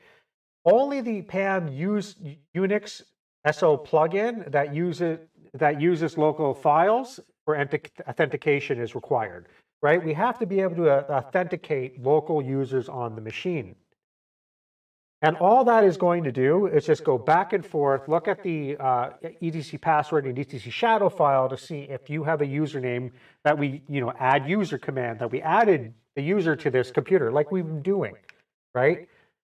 So just going back here before I go to that makes sense thing, if we didn't have this PAM LDAP thing in all in the login configuration file for that PAM configuration file, which don't worry, we're going to look at very shortly how it's done, it would not know how to connect to that LDAP server, and we would only be able to use this etc shadow and etc password files on the local computer. But that's how your computers, that's how your VMs are set up right now. You do not need the LDAP PAM module. And quite frankly, you're probably not going to need it much in this course at all because we don't have 1,000 computers. However, I wanted to give you an example of why this needs to be configurable, why the login application needs to have plug-in modules, because there are different situations depending on how you have your network set up. So I'm just reading the chat. I am used to working in a Windows environment, but in a Linux environment, how does remoting in and VPNs work in regards to authenticating user credentials? It's a great question. So you're just talking about, so remoting in could be called like, SSH, right? SSH is remoting into a Linux computer, right? In a Linux server. So Xshell is remoting in. So are you talking just in terms of like a VPN? A user would need to log in while connected to the domain to build their security cert, and then they can remote in. Hey, very good. So how does that work in Linux? Well, that's a great question. We're going to get into that. We're going to get into VPNs and all that stuff later on. But for the most part, in a Linux world, you would have a VPN, like a Cisco VPN or OpenVPN or anything, and then the VPN could communicate to the LDAP server. And then depending on what the process that you have set up, you could verify that user is who they say they are, and then communicate to the LDAP server and tell the LDAP server, like give the LDAP server a temporary token or whatever, and have them expire the login after a certain time or whatever. Most of the time, the way it works in most corporations, they don't like build security certificates and everything based on your VPN login. They will, it's called VPN posturing. They'll posture you on the VPN, make sure that they have a program installed on your computer. There's different programs, and that VPN, Cisco VPN or whatever, Palo Alto VPN or whatever they use, can authenticate that program on your local computer, and that's called posturing. And typically after they posture you, then they open up the firewall so you can access different IPs throughout the corporation. And then the LDAP server, it's up to the LDAP server to maintain your centralized login and passwords for all the different computers inside the corporation. Now, I understand in Windows you can build the security, yada, yada. In Linux world, you really don't see that a lot, okay? So that's a great question, great question. But we're going to get into that a little bit more when we talk about VPNs and stuff. You'll see. So someone is remoting in from their home network, for example. Yeah, so basically the way most corporations work, Lily, is that in the Linux world, you would connect to the VPN, and the VPN would do something called a VPN posturing to make sure you are who you say you are. And typically they have something installed on your local computer or on your laptop that talks back to the VPN and does the posturing, scans for viruses, scans to make sure you're not on other VPNs, scans to make sure you're, that the correct security certificates are on your host machine. And then once it's up to the VPN usually to make sure that you are who you say you are and you're safe. And then after that, the VPN just authorizes you, opens up the network depending on what security operations has allowed you to access. Like they might say, you're allowed to access these certain Linux machines, but you can't touch these Windows machines. And they build a profile on you. So usually someone in operations is opened up to the whole world. You can see all of the data center. But someone like in a help desk scenario that needs to connect into the VPN would be limited to only like wikis and other stuff like that to get their job done. So security operations will build a profile depending on what you need to do with your job. Okay? Yeah, it's typically, I've seen it done a bunch of different ways, but typically the way that I've seen it done the most is the VPN controls the IPs that you can connect to, and then the LDAP server will control your authentication and authorization past that. All right, so the VPN can control the firewall on you, right? So it could say you can't get to these IPs if you're this person. Or if you have a virus on your machine, I'm not even authenticating you for anything, get out of here, and it logs you out. So you have to pass that gate. Once you pass that gate, it's usually up to the LDAP server or the AD server to be able to say, yeah, you can log on to this machine or that machine, depending if you're in the AD world or the Linux world. The AD world will do it by GPOs and certificates, and the Linux machines typically will do it by LDAP, and where you can control in LDAP which machines you can log into depending on the objects. And it's getting a little far out there. This isn't an LDAP course. I wish I could teach LDAP. It would take many, many lessons, way more lessons than we have. And also on the LDAP server, you can control sudo rights specifically on specific servers. So I could say, Lily, you can log into any server you want, but I'm limiting you sudo rights on only one server because I know you don't need administrator rights on anything else. So it's kind of like a GPO in Windows, where you can set, who can have administrator rights where. On Linux, it's usually done through LDAP, an LDAP server like Red Hat Directory Services or Open LDAP or something, and you can say which machine you be able to get sudo on. And so typically, as I've taught you right now, you do that magic where you say, add yourself to the wheel group locally, or you can add yourself, you could do that echo command where he says, Lily all equals bracket all bracket and then all, and then put that in the sudoers.d directory, and that will give you local sudo. But in a corporation, they when there's a whole bunch of servers, they control that through a centralized LDAP server, and the LDAP server will tell the machines who gets sudo access on what machine. That's controlled centrally. Okay? That's a great question, by the way. Another great question. You guys are asking great questions. Okay, so going back to this, wouldn't the user bin login program always want to use etc password and etc shadow for authentication? I'm asking the same question we asked before. And before, my answer was, well, it depends. Now I'm saying no, because every environment will have different requirements for authentication. If you have one or two servers in a company, Linux servers, you probably don't have an LDAP server to control logins on both of those. It's easy enough to be able to control logins and authentication on both. They're probably sitting right beside them. Maybe you have an LDAP server, but I typically don't see that in companies that only have two Linux servers. You can, by the way, tie Linux servers into Microsoft AD as well, okay? So you can do that. But typically, when you have a bunch of Linux servers, you usually have an LDAP server which maintains that. So yeah, so we need a pluggable system for authentication, and that is PAM, because every environment is going to have different authentication. PAM allows modules to be plugged in or plugged out or unplugged depending on requirements. Let's go ahead and look at the PAM modules. Where are these darn things kept? I keep on talking about that everything's a file in Linux, so here you go. All PAM modules are kept in USR lib64 security. If you go ahead and list that, you'll see all these PAM modules in there. And these are all the PAM modules that you can configure. And if you are interested in any of these, you can type man space PAM underscore and then the module name, but don't include the .so on there. You just include everything before the SO and the dot, right? Don't include the dot.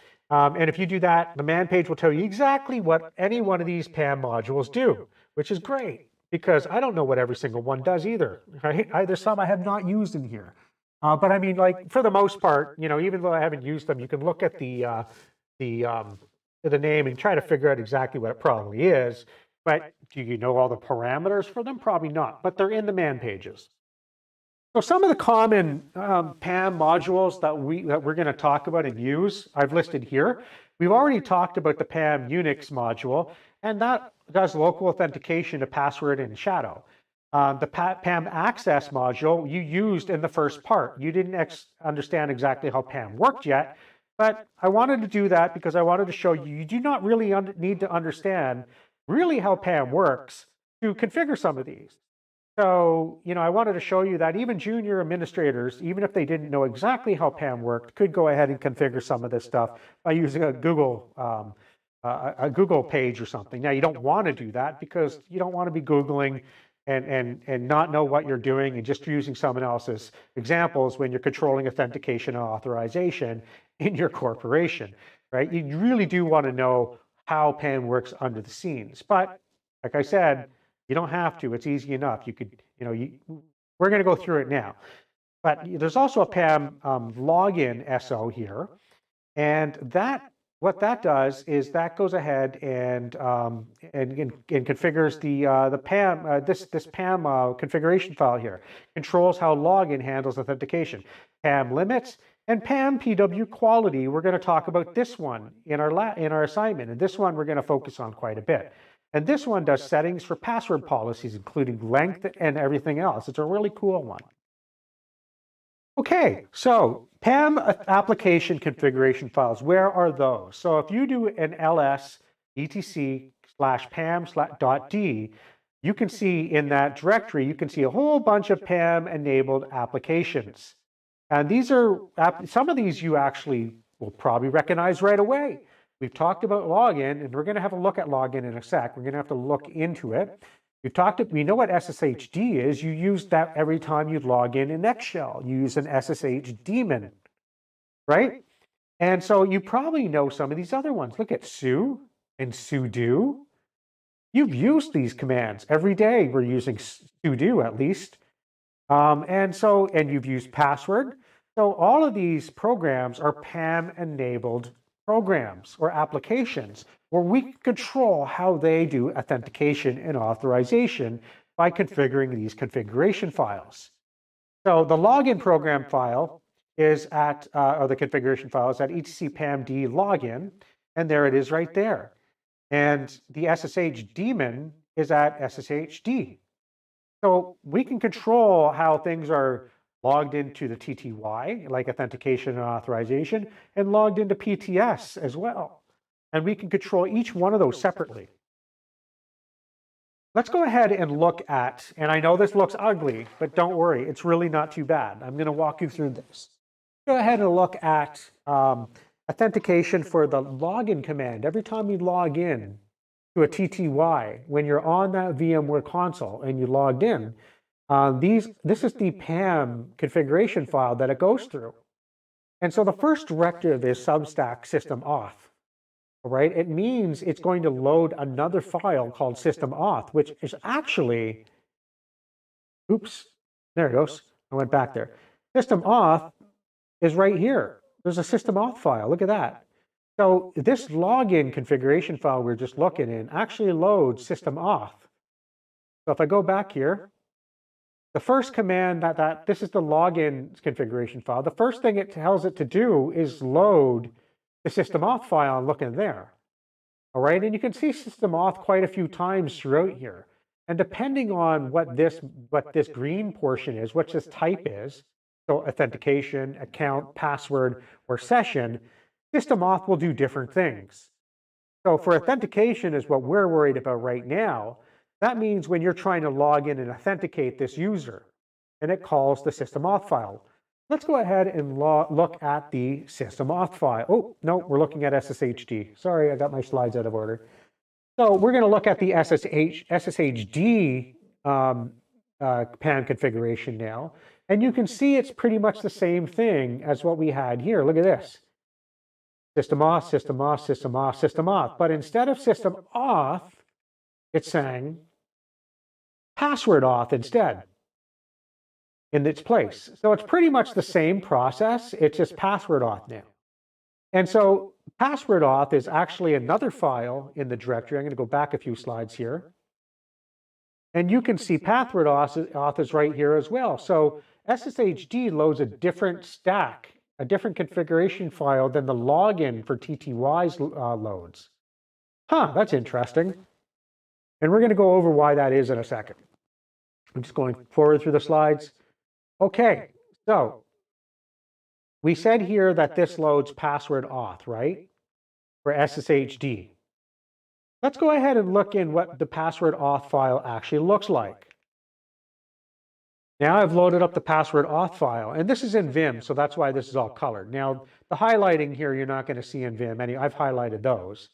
But you can see here that in the password auth file, the first thing it does is run this PAM. When you're trying to authenticate a user, these auth ones are the ones we're looking at right now. It reads the first line here, and it says it's going to load this module called PAM in env. And if you don't know what that is, don't worry too much about it. We're not going to focus on this. But what this is it loads environment variables and sets up variables for your shell. And if you type, man pam underscore env, you would be able to read all your heart's desire in the man page about that.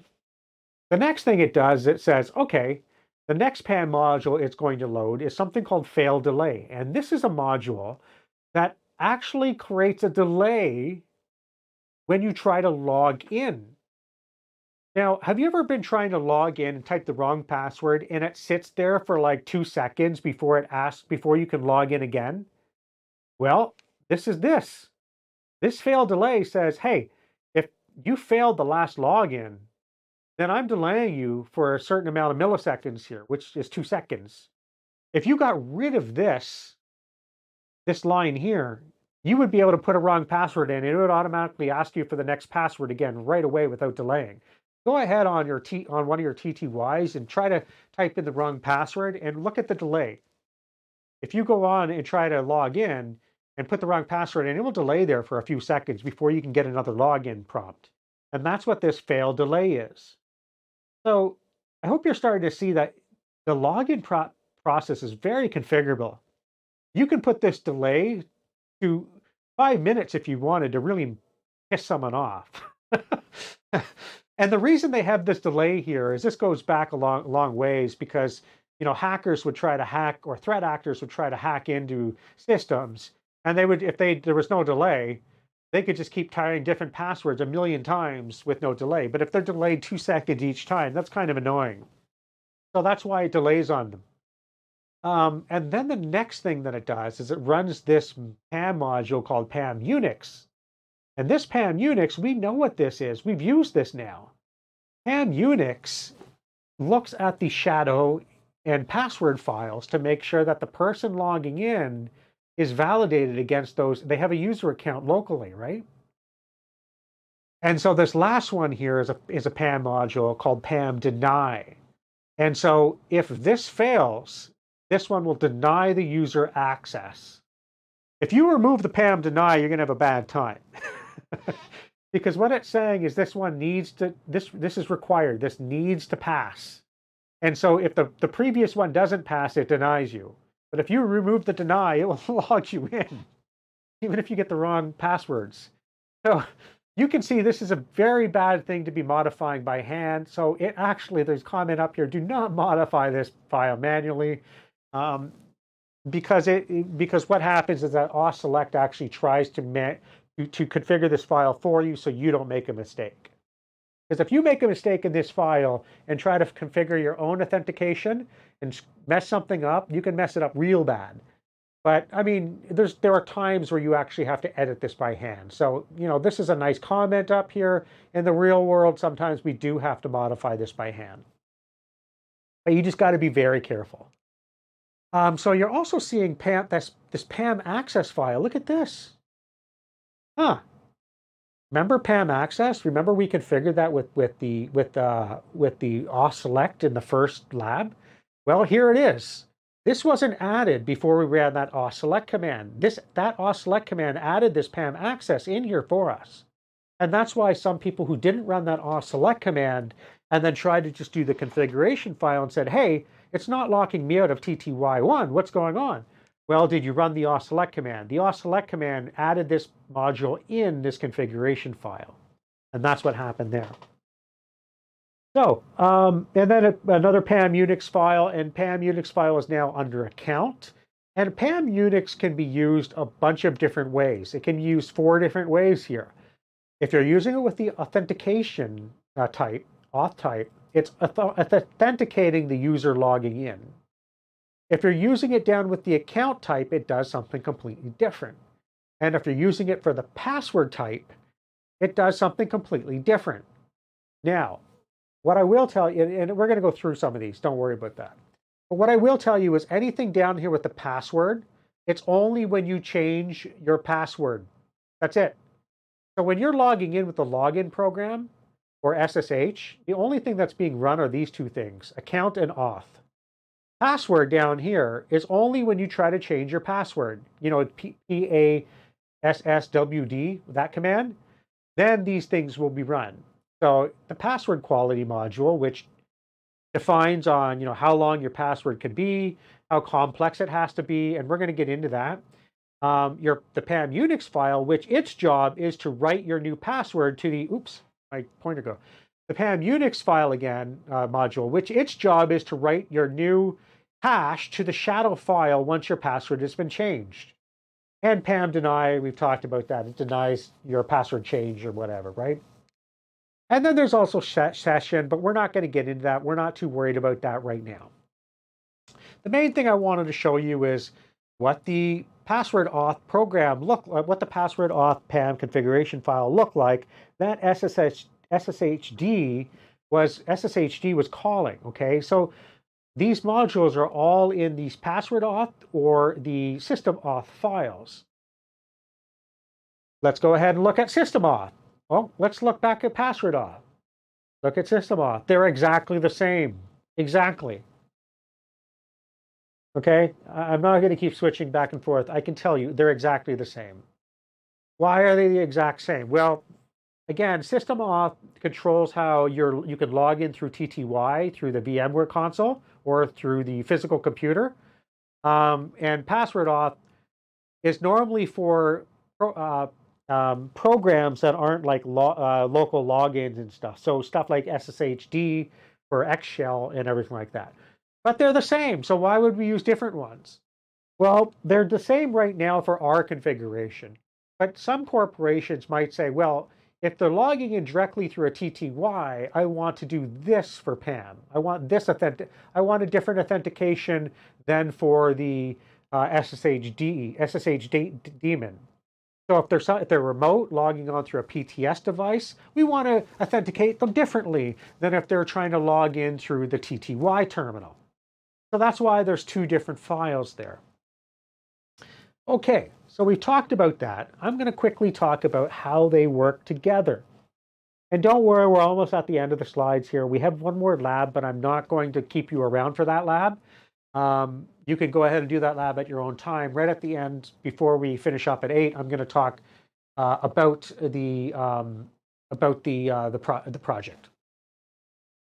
So this user bin login, this program here, when it's called, it calls that etc pam.d login. And inside that configuration file, the first thing, remember we saw, it calls system auth. And so it opens that system auth file to see what PAM modules are in there. And so inside there, it gets to see all of these, and it starts running these. So it runs PAM environment, which sets up environment variables. It puts a fail delay on in case you got a bad password. It also runs that PAM Unix file, which looks at your etc password and etc shadow files. And then it runs the PAM deny to deny you if any of the previous ones failed. After it runs all those PAM modules, it returns control back to the PAM login PAM configuration file. So you can see there that system auth, whenever you see it in Substack or any includes or anything, it's calling a different file. It runs those modules and then returns back and runs the next command in that stack there. Hopefully everyone understands that. In the assignment, you should be able to drill down to it a bit more and see what I'm talking about. And the next, and then it, oh, sorry, yeah, and then this arrow is supposed to come up with this. Then it returns and does the next directive in the PAM login file here. Okay, so why is it this way? Well, I've already kind of described this, is that PAM uses the system auth and password auth to standardize the way that authentication and authorization is done across many applications. So the login, the SSH, the su, the sudo, and everything like that. And by having it all in system auth or password auth, we can control many different programs all by just modifying system auth or password auth. So if we want to control authentication across all the local login programs, we could just modify the modules in system auth. If we want to control the logins through SSH and all the local, I mean the remote programs and other programs that aren't like logging into TTY, we would just modify the modules in password auth, and all those applications call that one file. And so we wouldn't have to go into su, sudo, login, SSH, and modify the modules in each one of those, since they all call one of these different files to look at the modules and how they're run. We just have to modify these files instead. Try to use the select command introduced earlier in this class to modify them. Oops. That's the proper way to modify these files, but sometimes, like I said, it's impossible. The select command doesn't allow you to modify them exactly how you want at all times. So there are times where you have to actually edit them and get in there and edit them yourself. But be very careful when you do that, because if you mess up, you're really going to mess things up. Okay, PAM rule types. And let's see how many. Oh, we're right at the end. We have 2 more slides left. So let's just get through this. And then we're going to take a little bit of a break because my voice is starting to crack. So remember I told you about these rule types here, and I said, don't worry about some of these. We're going to talk about these. Well, this is the time we do that. So depending on, you can see password auth is called a few times here, right? 4 times actually. And every time it's called, it's using a different rule type. Auth, account, password, and a session. Well, auth is authentication rules, such as verifying names and passwords. So it calls the password auth, and inside password auth, there's a bunch of auth commands inside that, which it follows when it's been called up here. Account, has the password expired? Is the account still valid? So then after it's done with the auth stack, it calls the account stack to see, okay, well, they logged in correctly, but now I'm going to call that password auth again and check and use the modules inside password auth to check to see if the password's expired, or is the account still valid. If it's not, don't let them in yet. And password is used when the users try to attempt to change their password. This is not authentication or authorization related, okay? But it is part of PAM. We need to understand this. So whenever you type the password command to change your password, this stack is called. Okay, and inside password auth, there's a bunch of password types as well with modules associated with them. Those modules are called only when you change your password. In session, it's called at the start and the end of a session, and it takes care of logging events and all that other stuff. SE Linux, which we're going to talk about in a future lesson. Sets up some namespaces, a whole bunch of other stuff like MOTD, which is kind of neat. We're going to talk about that next class. And a whole bunch of other little things, right? But these are the ones that are all authentication and authorization. The authorization and the account. Auth and account are all based on if you're allowed to log in and what you're allowed to do when you log in, or is your account expired or whatever. And the last slide, PAM controls. Okay, you start to see a lot of these required include Substack stuff in purple here. You really don't need to know a lot about this stuff. We're not going to dive into all this crazy customization. I just want you to be aware of what they kind of mean generally. So required. If you have the word required here and you call a module, that means this module has to succeed. If it returns a failure, then everything else will fail.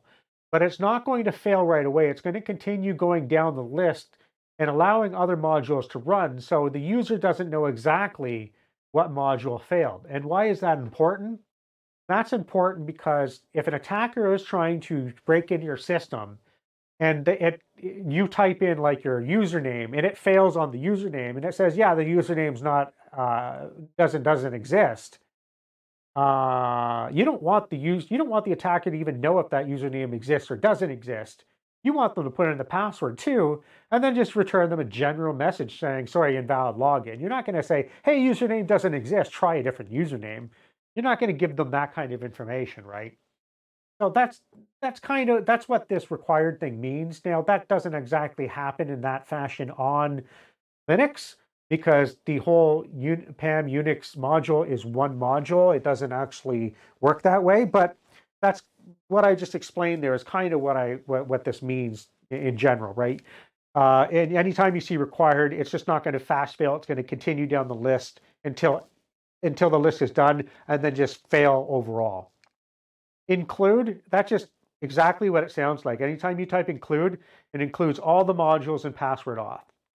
Substack, it works exactly like include, but if there's a failure in this configuration file that it calls, then it gives control back to this file right away.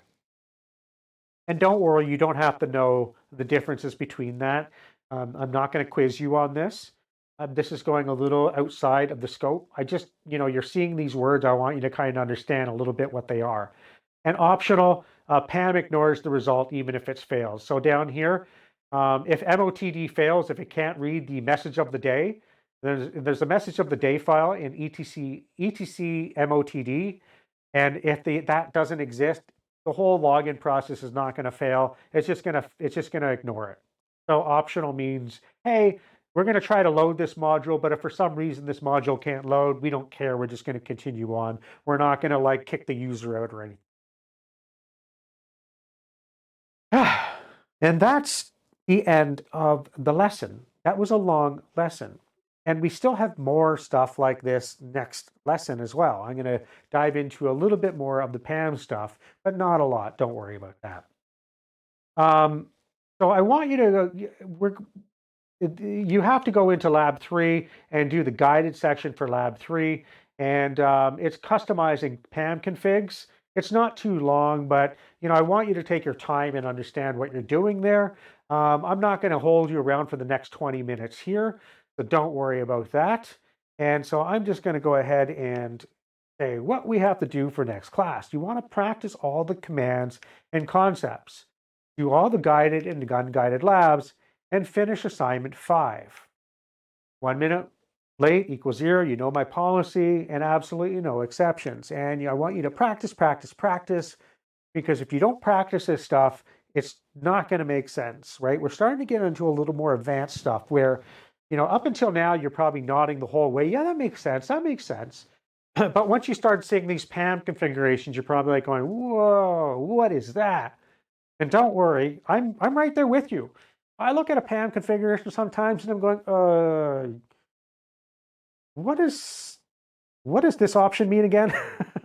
So don't worry, this stuff is not supposed to be pure English, okay? This stuff is like when we're looking at this stuff right here. Go back here. Yeah, when we're looking at this stuff right here, even experienced Linux administrators who know a lot about PAM, we still have to go back and look at the manual files for a lot of this stuff. It's not like I'm looking at this and going, yeah, for sure, I know exactly what all this stuff is doing right away if I haven't looked at it in 2 months, right? You forget it, right? You forget exactly what requisite means or something. People that are in the security world constantly working with PAM modules, they might remember it from day to day. But what I'm trying to tell you is that if this looks like complete gibberish to you, don't worry. A lot of people are in the same boat. And the idea is you're not supposed to memorize this whole thing. The idea here is I'm setting you up for success so that you know that you can look at the manual files for, and I show you where you could do that inside the assignment. to look at, what required means, or what sufficient means, or what all these other things mean, or, what this PAM environment module does. So by the end of this class, you're not going to memorize all this stuff. You're probably going to remember a few of them, like PAM Unix, because we've talked about that. Fail delay, which that just makes sense, right? You might know, you're going to remember PAM access because you work with that. PW quality, we're going to work with that in your next lab, so you'll probably remember that one. But some of these might be a little more, what is PAM system D? What is PAM limits, right? And don't worry, just because we don't cover it doesn't mean you need to know it.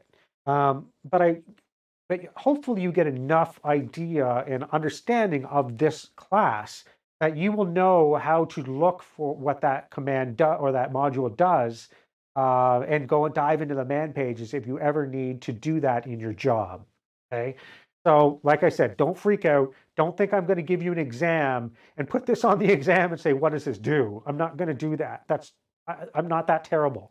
Okay. So I just want you to have a general idea of how this works and how, how it runs and one after another and stuff like that. Right. Okay. So don't freak yourself out. Do the assignments and understand the assignments. Try to really, if there's something you don't understand, message me, talk to me, let's go over it, and we'll definitely make sure you do understand. My voice is best. Okay, that's the end of the class. Does anyone have any questions? And I know that was a really long class.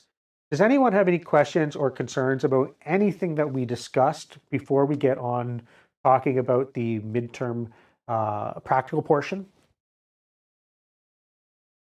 And I'm just going to take like a 1-minute break while I take a drink here and give my voice a rest.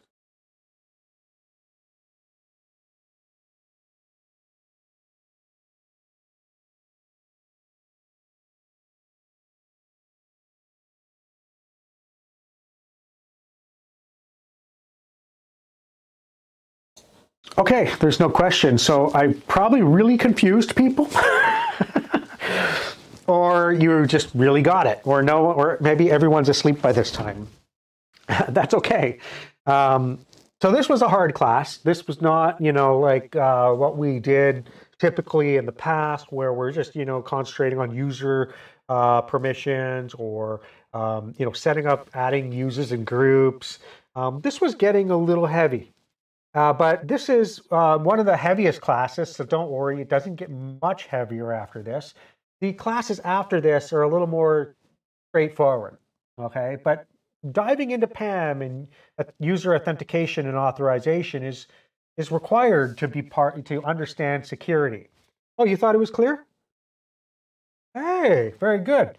A lot of people get confused, so because it just looks like a wall of gibberish, right? But if you really just sit down with it, do the assignments, do the guided portion and the unguided portion, it should become clear to you, right? But what I'm trying to tell you is don't try to understand the whole PAM configuration. If you want to, that's wonderful, great. It's going to really help your security career, because PAM is at the heart of a lot of authentication or authorization. But I'm not going to test you on give you a big PAM configuration file and say, what does it do? I'm just not going to do that. I want to plant the seeds so that you knew enough about PAM so that when you do go out into the real world and you got a Linux terminal in front of you and someone says, well, can you set up this authentication? Why is it doing this? How can you set it up to work with LDAP? You at least know there is an LDAP module out there because you've learned about that, and you could Google it or type it in the man page, PAM_LDAP, and get some examples, but you know what PAM is now. And a lot of Linux administrators do not know what PAM is at all. They have no idea how the login and password process works. So you guys right now, understanding that, have a leg up on a lot of Linux administrators. I would say 95% of the people don't know how that works. So this is advanced stuff that if you took a Linux administrator course, you probably won't be taught how PAM works. Okay, this is very security oriented. Everything up to now, people probably have had a little bit of experience. Even the experienced Linux guys probably knew the password stuff, setting up users, file permissions, um, all that stuff. But this is the point where they probably don't know this. And so this is the point where we really start getting advanced. So this is good stuff if you're starting to learn it. Okay, cool. Very good. Very good. Just, let me know if you don't. Okay, so I'm going to talk a little bit. We don't have a lot of time, and I'm sorry this has been a long session. Light's going to fall on my head soon. I got it duct taped up there.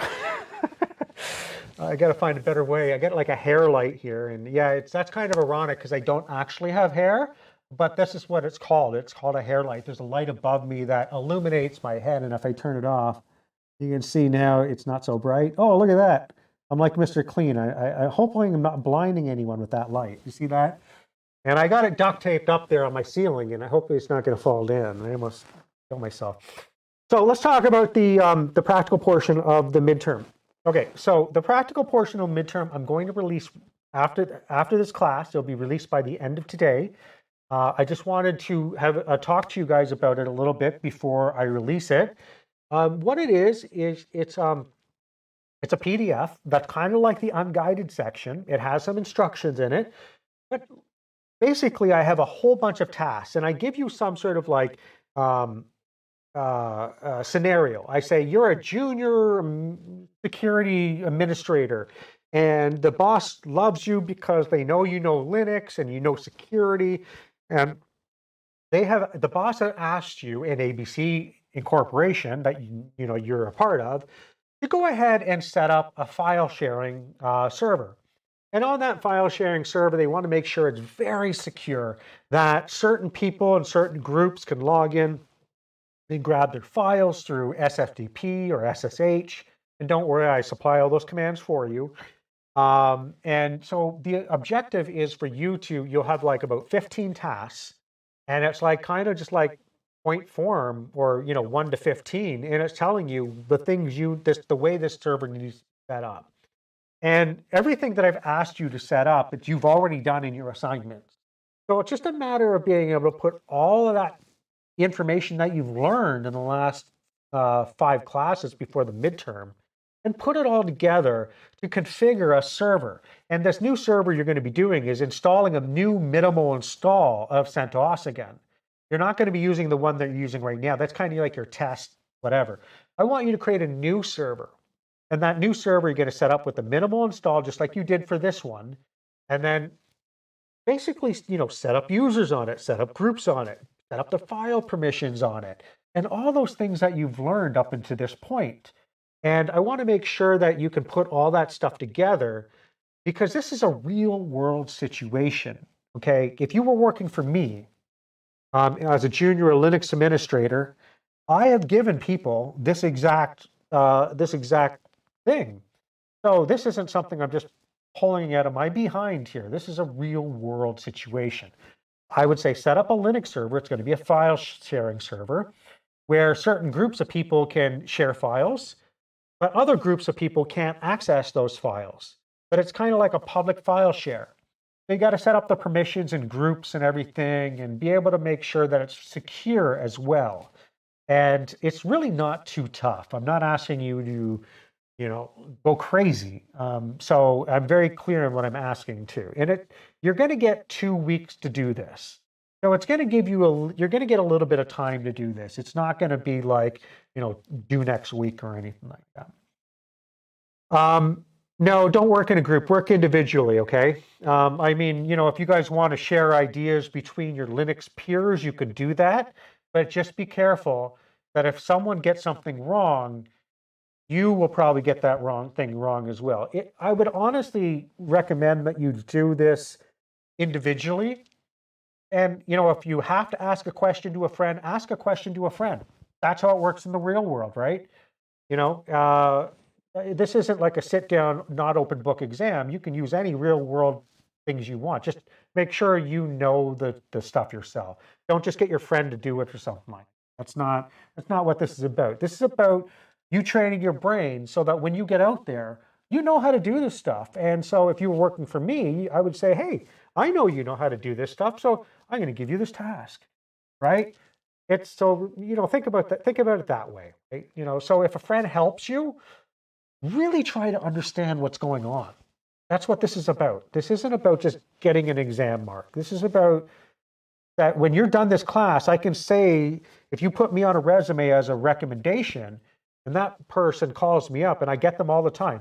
City of Simcoe, Lily has put you down as a recommendation, and she's applying for a security administrator at the City of Simcoe. I get them all the time. Oh yeah, I remember Lily. Yeah, no, Lily was great. Her assignments were fantastic, unbelievable. Went, above and beyond. Went way over what she was asked on the questions. It was just great. I wanted to be able to do that. But if you don't, so that's, and I'm from the assignments I've seen so far, I can do that with basically anyone here. You guys have been doing great. But that's what I'm trying to set you up for. And it is like, if you keep giving me great assignments like that, I can do that. But if you don't, and you really don't understand it, I'll be able to tell from your assignments. And then you're going to ask me, can I use you as a recommendation? I'm going to go, you could, but I would really recommend that, maybe ask a different teacher, right? But if I see great stuff and I understand you know it, I'm going to give my recommendation for you. And my recommendation doesn't come cheap. I'm in the real world, okay? I have a full-time job. I'm not just like, the real world is also professorship. Yes, it is. But what I'm saying is I also have a corporation job, and I'm representing that corporation too, because you all know who I work for, right? You can see it on LinkedIn.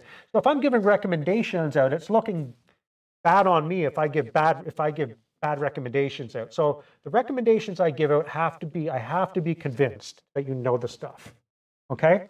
And that's, my recommendation is very strong out there. Trust me, most people get the jobs when they get called. They put me down as a recommendation. I'm not saying that to gloat or anything. I'm just saying that because I'm very serious about trying to get you guys good jobs. All right, so just do the work, understand it, and make me know that you understood it, and hey, we're all good. Anyways, back to the assignment. You're going to get this situation, and there's going to be like 17 tasks and whatever. You're going to get 2 weeks to do it. I'm going to post it by the end of today. You're going to have the PDF in the assignment section, and any questions you have, ask me in Teams, ask your friends, but really understand what you're doing. All this new stuff from now up, like this access management stuff or this access control stuff, is not part of the practical midterm part that we're going to give you. Don't worry about that. This assignment now is you also have 2 weeks to finish this assignment that I just gave you. And the reason I did that is because I don't want to just tell you you have to finish this in a week and then the other one in 2 weeks. I'm going to give you lots of time to do them both. And the class next week, Watch is buzzing at me. The class next week is going to be a very small assignment, okay, which you're also going to get 2 weeks to do. All right, so I'm starting to give you a little more time because you got this big practical midterm going on, okay? It's not going to take you a ton of time, really it's not, but I understand you got 6 other courses. You don't have like, you can't put 100% into this course. I get it, right? So I'm giving you a little more time. And so, let me know if the work is too much or whatever, but I don't think it will. The next class is going to be shorter, okay? We're not going to take the full 3 hours.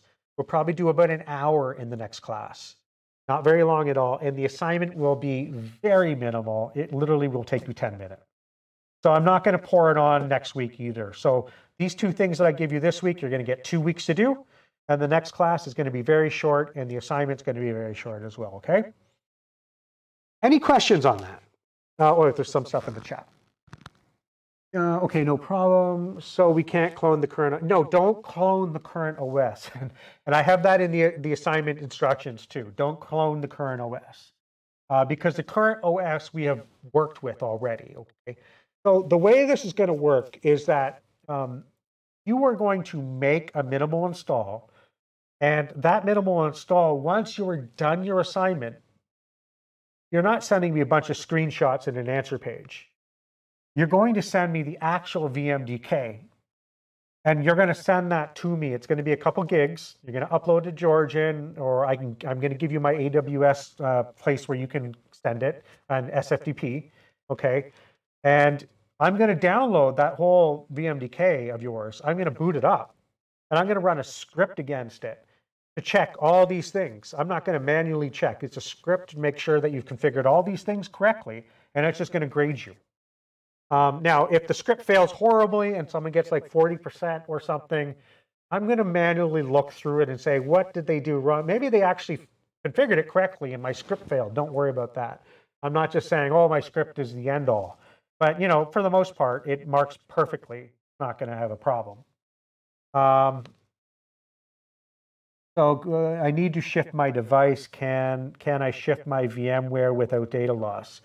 What do you mean shift? Reinstall? If you need to reinstall VMware, or shift on another computer. So if you're getting another computer and you install VMware, you have to take your VMDKs from your current computer and transfer them to your new computer. So you know you shouldn't have much problem with that. Just look in VMware and see where all your VMDKs are in that wherever you're creating your VMDKs. Copy that whole directory into your new computer where your new VMDKs are, and then you can import them in VMware. Yeah, so that's exactly what you do, okay? And if you have problems with that, message me in Teams and I can help you through that, okay? That's not a problem at all. Okay, so that's how it's going to work, and there's going to be a little bit of documentation for the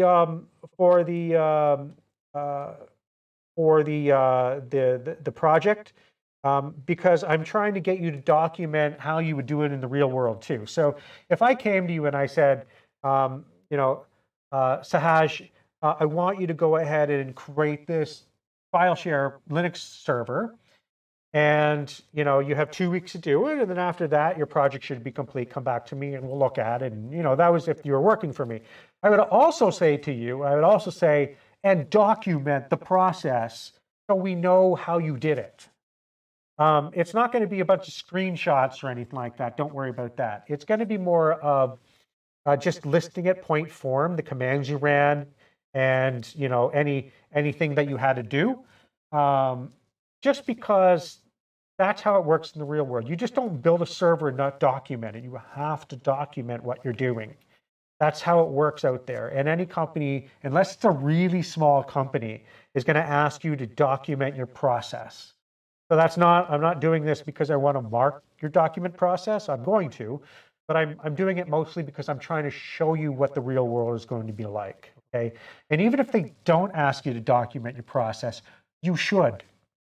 Because let me tell you, you guys probably know, you take an exam 1 month later, you're like, how did I do that again, right? But you know, if you document it, you can always look back. And servers fail. And people move out of companies. So, you know, someone could be in a company, you know, Lily could be in a company for like a year, and suddenly she quits, and, you know, Rana gets Lily's job. And now Rana comes in and looks at the server, and it's broken, but there's no documentation of how Lily built it. So that's a really big problem if you don't document stuff. You have to, and document the reasons you do things, because that's going to be really important in your career. My voice is absolutely destroyed right now. I can't believe it. I've said so many words. I don't stop talking. My friends say the same thing. Okay, so are there any questions on what I've talked about? Yeah, really important. It is. Documentation is extremely important. Back on contract, yeah. There you go.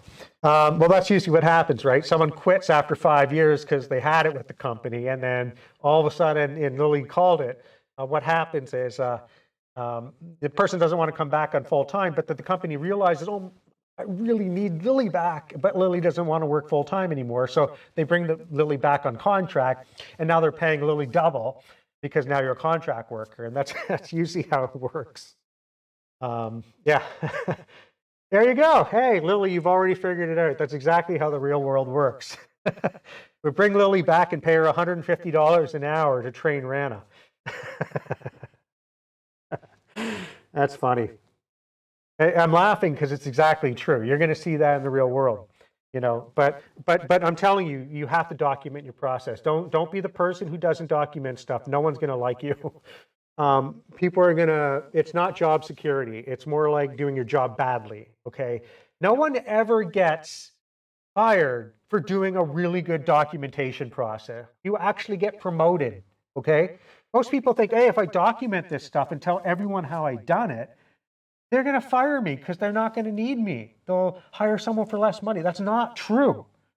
If I see someone documenting something and going, wow, you're making my life as a manager a lot easier, you're going to get promoted because I'm going to say, you're doing a great job. I want you leading a team and show them how to do an amazing job that you're doing.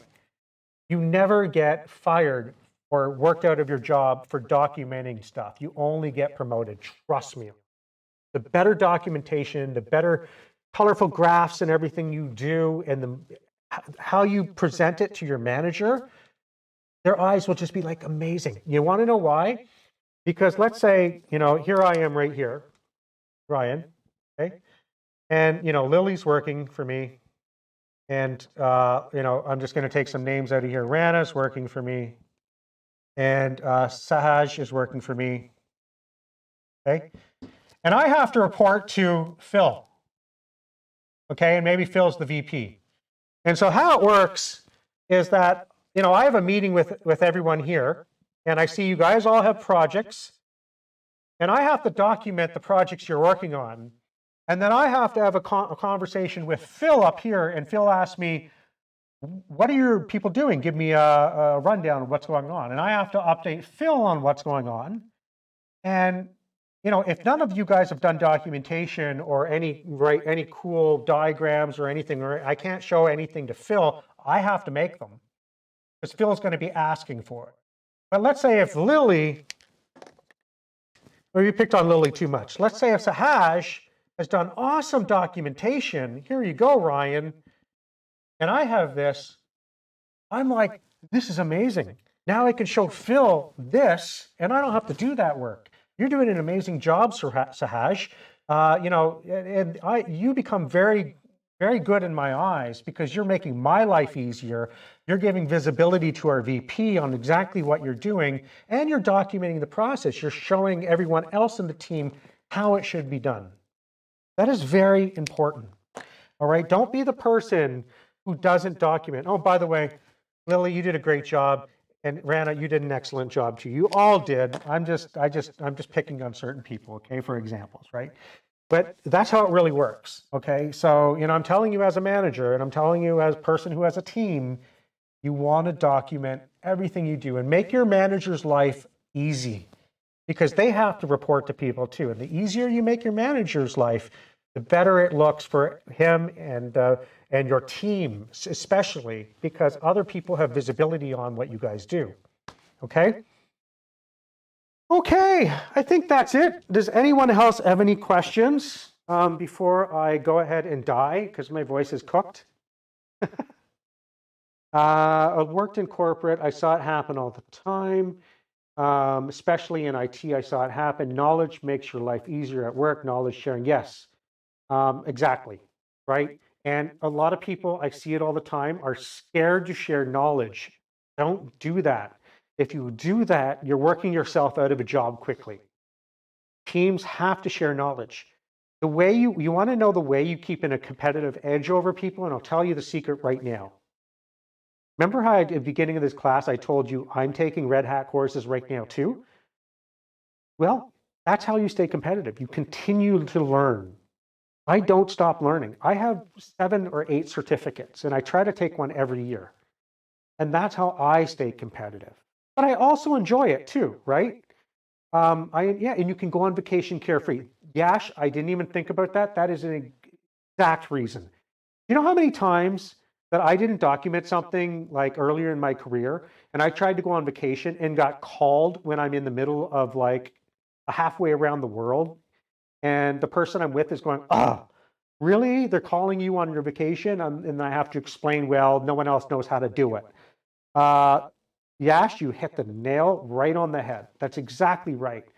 You can go on vacation carefree if you document your stuff. And This is very important. You want to be able to walk away for 2 weeks and throw your phone in the garbage, right? Exactly. There you go. See, yeah, we have the one thing I love about this class is you can see in our chat, we have a lot of people who have corporate experience. And so they know I'm not talking out of my behind here, right? This is real stuff. And my objective in this class is really to try to communicate what real life is really like, not just the college atmosphere, but real life. And talk to your classmates too. They have some great suggestions. You know, this is where you guys make a lot of great connections. And my connections that I made in college, I still have on my LinkedIn, and I still use them every day to get new leads and connections and stuff and talk to them. And so these connections that you make are extremely vital right here. Yeah, you trained to guide you. Yeah, sometimes it happens, right? But I've seen people move away from a company. You know, either they got laid off or fired, and had to train people on their way out. And I've seen them been brought back into the company, as Lily has said, sometimes under contract, getting paid more, or brought back after 3 or 4 years, getting paid almost double what they made because the company realized what they lost. So my advice to you is if you're ever on your way out, go amazing on your way out. Leave a really good impression. The best thing you can do on your way out is do the best job you can. Because if you think about it, they're going to go, wow, we just lost a really good asset. What did we just do? Right? Don't be that person that decides to screw everything up and literally hardly come into work your last couple of days. Don't do that. You can be invited back, and I see it all the time. Sometimes your boss will change, your manager will get fired, your VP will move on. And then the people that worked alongside of you become the manager or VP and said, geez, I can't believe our previous manager fired Sahaj. And I remember what great job he did on his way out. You know, they did such a great job. Let's bring them back. And then, you know, they call you and you say, well, I'm making XXX amount of money now. And they say, guess what? We'll pay you this. And your eyes light up and you go, wow, that's great. You made such a good impression on your way out that you get called back. And it happens all the time. So never, never, never burn your bridge. I'm telling you, that's another big piece of advice. Okay, I'm going to go die. So if there's no other questions, thank you very much, everyone, for your time. And look for that assignment, that practical portion of the exam. There'll be lots of instruction on it, and you'll have 2 weeks to do it. And we could talk, we're going to have time to talk about it in next class. That's why next class is very short.